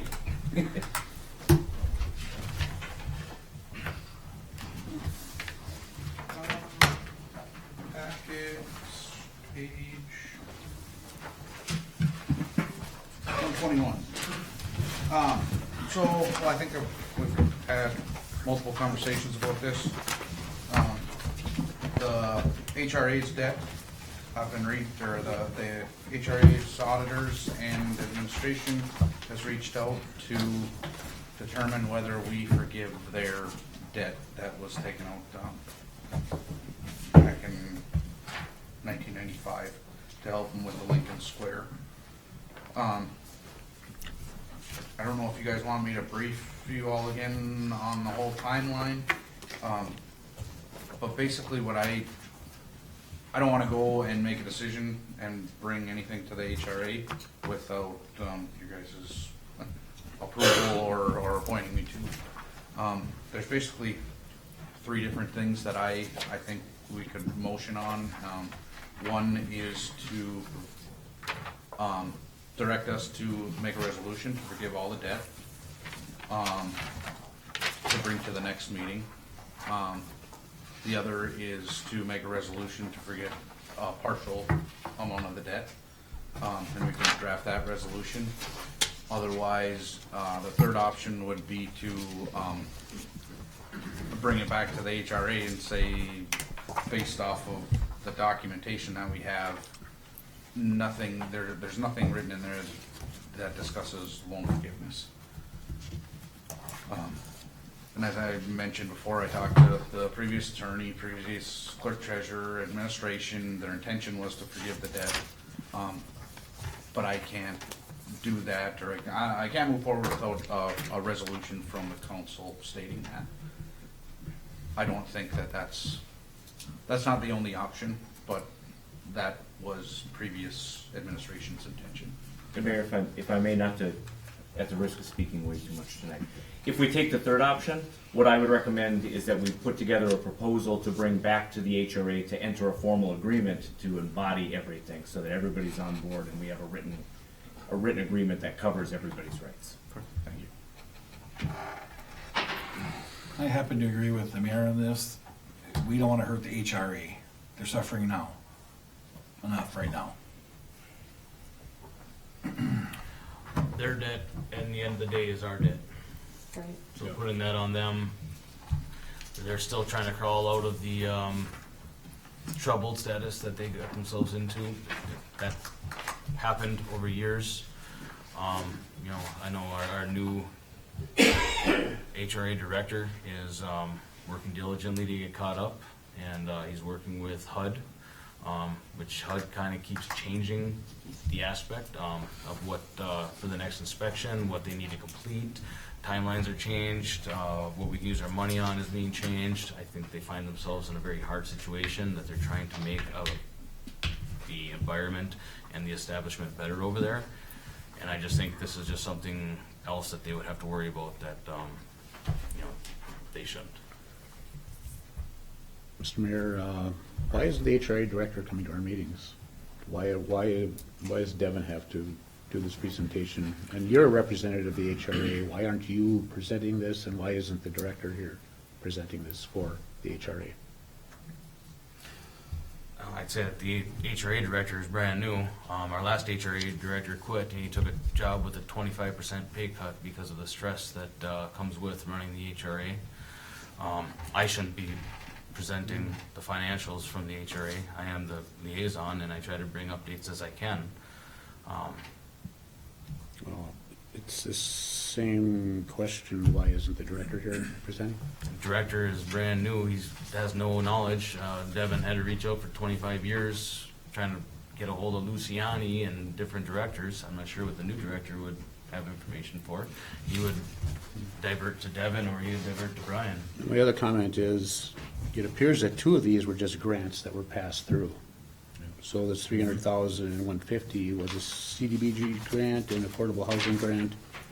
Apparently it was the city, the fiscal agent, and passed it through to the HRA. Is that, am I understanding that correctly? So essentially the true debt is what, the 183 and the 115.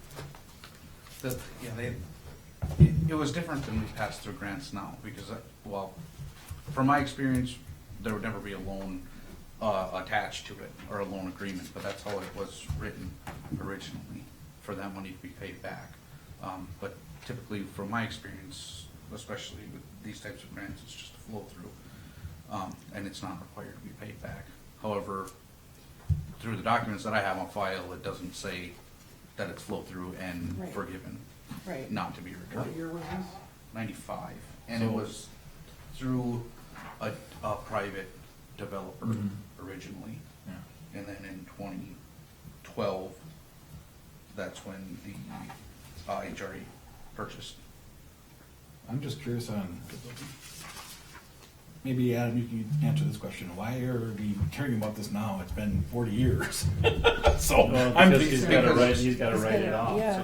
so- Yeah, the original term on those loans was like 2024, 2025. And in our audit report and the HRA's audit report, both auditors had in there that they will be forgiven at that point. But then once I went through everything and when they took out debt and they refinanced debt, they took a secondary position on their original new debt that they were taking out. So really, they're not gonna pay us until 2047, Right. until their original $2 million worth of bonds are paid off. But I guess that's why I mentioned there's three options. You can leave it and kick the can down the road and let somebody else deal with it. I mean, that's an option, because it's been sitting on the books as a receivable for 20 years or 20, however many years now. So, Mayor, not to throw another curveball into this, there's a secret option D. Secret option D would be to approach the HRA, see if they'd be willing to enter into an agreement that says if they sell that property within the next 20 years, that they'll pay us X number of dollars, make it a contingent contract, wipe it off the books now, and just, that would put a little skin in the game or stake in the game for them to continue to operate that property. Could you reiterate 1, 2, and 3? 1, does this do nothing, continue as is? Kind of the options that I. Yep. Yeah. So I think 1, I said complete forgiveness, direct me and Brian with his help to draft a resolution to forgive the loans completely that we can bring to the next meeting. Partial forgiveness, like some of these were grant funded. The city did put like 100 and, I can't remember the figure, but their portion. So whatever that is, maybe you just want to keep that as a receivable and forgive the rest that was actually grant funded. Or maybe to direct me to go back to the HRA and say, basically, show us where it says that these are going to be forgiven. Otherwise, we'll just leave it as it has been and continue to carry a receivable on our books until we can figure more things out. So I'm actually hearing 5 options. Mr. Mayor, I like the attorney's last option there. I think it'd be good to get that on the books, then have a contingent with the sale, you know, be able to get some skin in the game, like you said. Helps us receive any money, but we shall also forgive the debt at a certain point or whatever it be. So that'd be a motion to direct our attorney to work with the HRA. Since you're the HRA attorney, would you be able to facilitate that, or who would come up with that dollar amount? Would it come off an appraisal, or would it come off a percentage, or? So the dollar amount could be anything that's requested by the city, and it could be, we take the actual dollars, we eliminate the grant dollars from what we would try to recoup, get the actual number. It looks like 298,566 that the city actually expended in cash to promote the project, and then set it as a contingent. So the option that would be set up is if the HRA continues to operate the facility and serve its purpose for the benefit of the community for a period of 15 or 20 years, or maybe till 2047 when those original notes would have, or when the payment would start coming into us, then it would be forgiven. If they sell or eliminate that facility and we lose that amount of housing within the town, the consequence is that they then are obligated to pay those funds in lieu of operating that facility. Sure. And if they do go bankrupt or something, and that goes anyways, it's our debt anyways. Correct. And the question of whether I can prepare the documents, so long as both the city and the HRA consent, I could act as a scrivener to do that. Question for the attorney, would that sell apply to housing units or property they own? If they have property they own that they want to sell, would we could take a position that, hey, helps to the city? My original concept is it would be tied specifically to the facility for which the funds were expended. Okay. Because you might end up in a big world of trouble on the rest of it, because a lot of it involves HUD money and federal funds, and there's some restrictions on what they can and can't do with a lot of the properties. But this, With the land they own, where there's no facility? Okay. All right, thank you. Is there a motion on the table? not yet. I would like to make a motion to do nothing, and the loans will stay on the books of the city and the HRA until the $2,300,000 bonds are paid off. Or the city takes some other formal action. Devin's words. So I would just like to say that that option does put, what does that liability have with HRA? Because they wanted this to clean up their, was Yeah. it for funding or for loaning? Wasn't there something that was tied into it? Yeah, they So just- that's why they wanted it to get off the books? It would make their audit cleaner, Okay. and it would open up some more of their debt capacity. But this doesn't, I mean, it doesn't affect anything on our end, it's just a receivable in our book. Maybe in 2047. Sure, well, I won't be here. Is there a second? Second call for a second.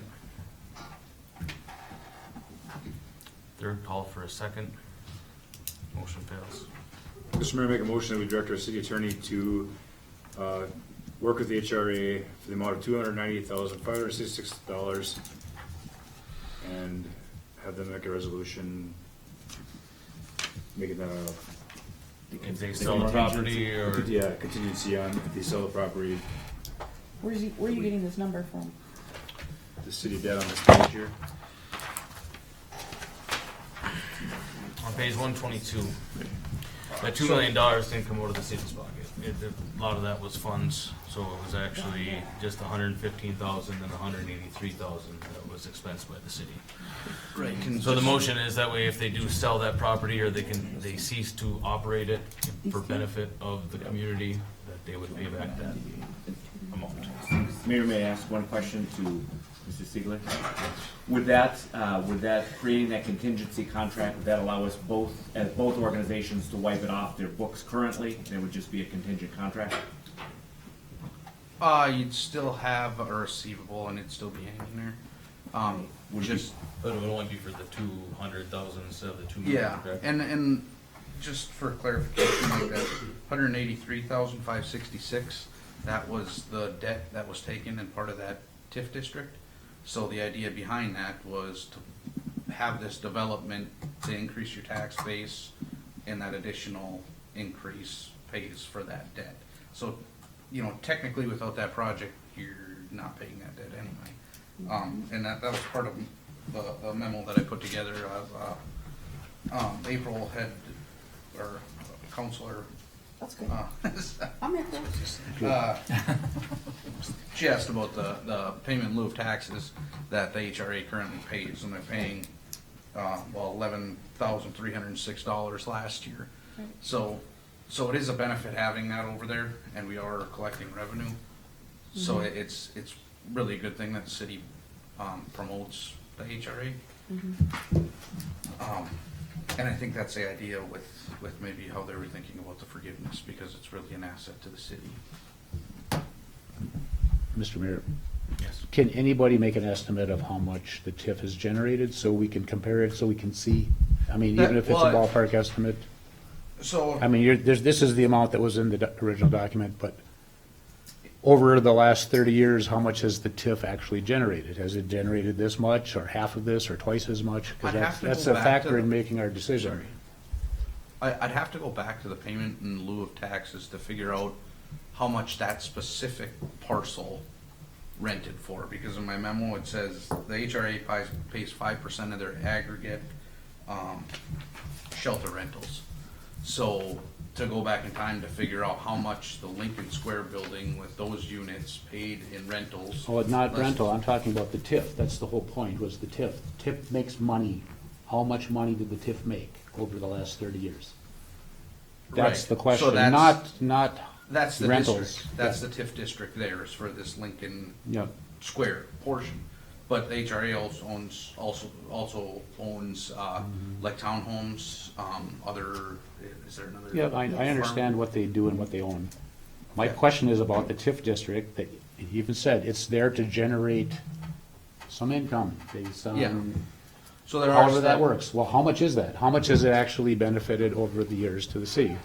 So we can have some kind of a number to say, holy cow, they gave us $1 million in value in TIF. Or is it 10,000? Is it 100,000? Right. Right so- now, I have no clue, no idea how much that TIF actually generated.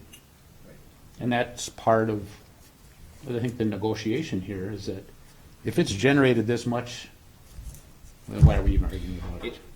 And if I may, Mr. Mayor, and I apologize, I've been talking too much. The TIF question may get difficult, because it would require Mr. Sigler to go back, and at the true operation of a TIF is created generally in a private development, and the difference, the tax increment difference, is generally for a period of time refunded to the developer to help offset. So how much the TIF created may not be the true measure of what the city may have received or the HRA may have received, because it would have gone to a private developer. So it gets. If I may, too, But in that, the develop. so that money that they got is in addition to this 183?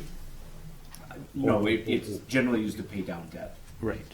And I guess that's not what my point at the last meeting, is that right now, I'm hearing it's zero.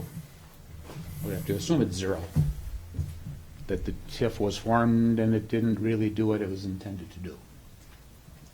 So in the original documents, when they made that TIF district, they did calculations Mhm. off of, to make sure that the debt would be, or the revenue generated from that increase in that tax base would be enough to pay for that debt.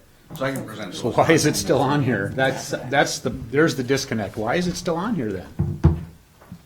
That magically money went poof somewhere.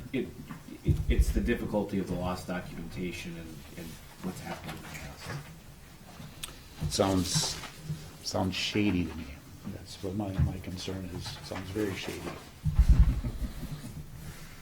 Do you think there's a way that we can find out where the money, how much was generated and where it went? Yeah.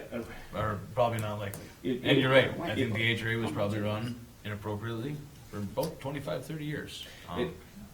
It would be difficult, and I think the one thing that I'll say is I think Mr. Segler went above and beyond in his tracking down the players who were involved. The Absolutely. I mean, I'm not sure we'll find much more than he is unearthed to now. Just for a number purpose, I think if it right now, property tax wise, brings in $11,000, if we cut that almost in half and just say 30 years ago, it might have been $7,000 generated property tax values, that's 210 grand over the last 30 years. So I would be fine with Jed's motion and keeping that in the books till, was it 2047, you said? Yeah, that? yep, 20 years or 20 years would be good. So Councilor Holliva made a motion that we would draft documentation, whereas the HRA does anything with that property or they cease to run it in regards to operating in beneficiary of the city, they would have to pay back, if they sold it within 2047, $298,566. And if they're still running it in 2047, then that debt is wiped. Is that correct? That's your motion? That's my motion. Is there a second for that motion? I'll second. Thank you, Marty. Is there any further discussion?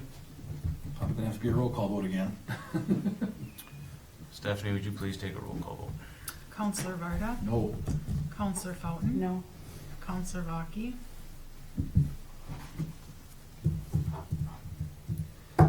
Yes. Counselor Holliva? Yes. Counselor Halverson? Yes. Mayor Lance? Yes, motion carries.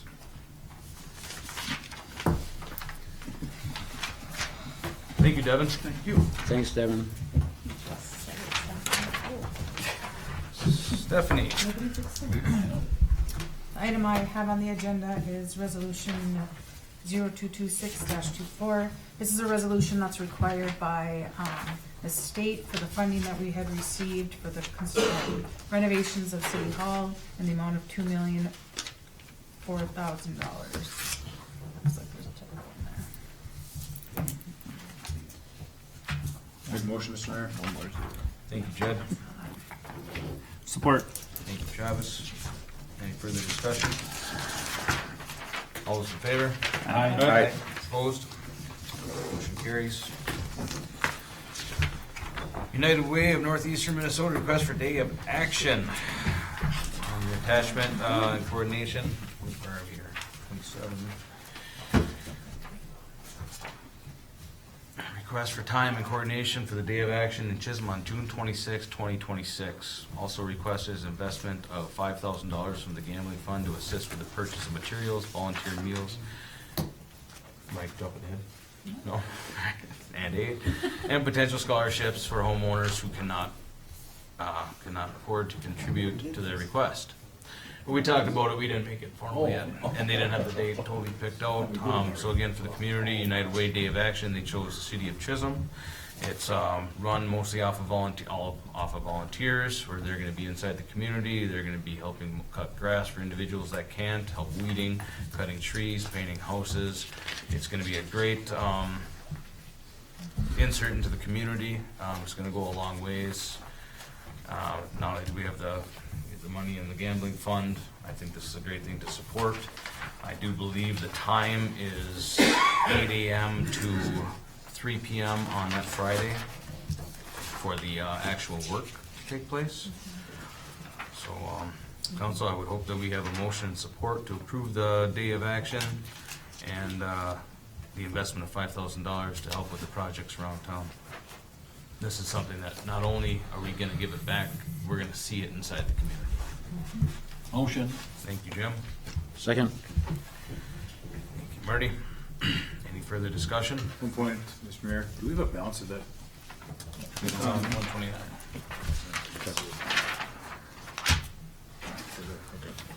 Thank you very much. Appreciate it. Any further discussion?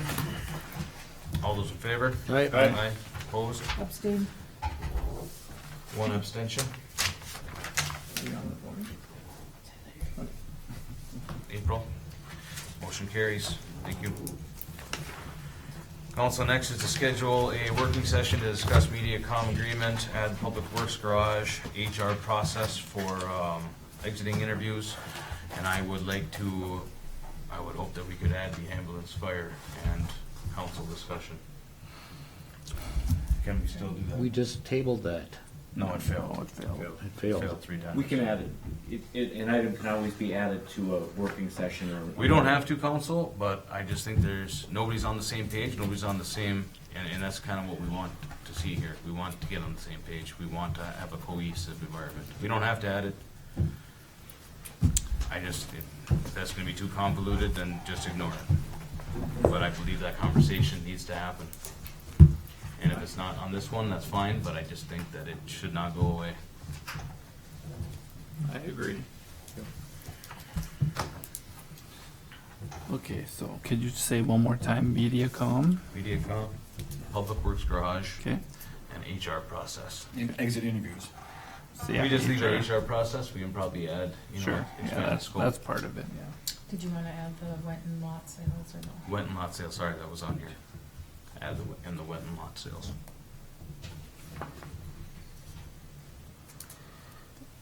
Well, before I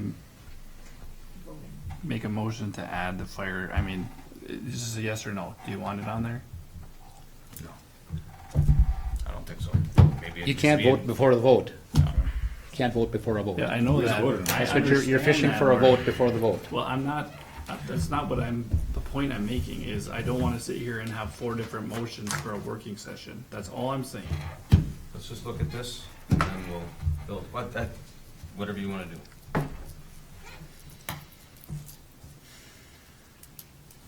And we need to look at a date. If these are the 4 things on there, I would suggest that we do it like we have done in the past and do this after our March 11th meeting. nothing on there as far as the MediaCom agreement, Public Works Garage, HR process, and lot sales is so dire that it couldn't wait.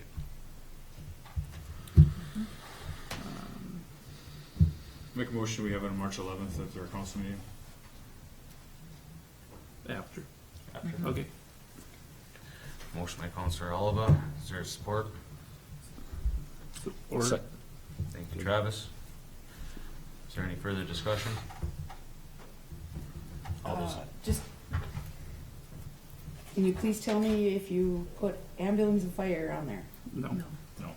Okay. So what about that? we'll have to deal with that later. Any further discussion? All those in favor? Aye. Aye. Opposed? Aye. Motion carries.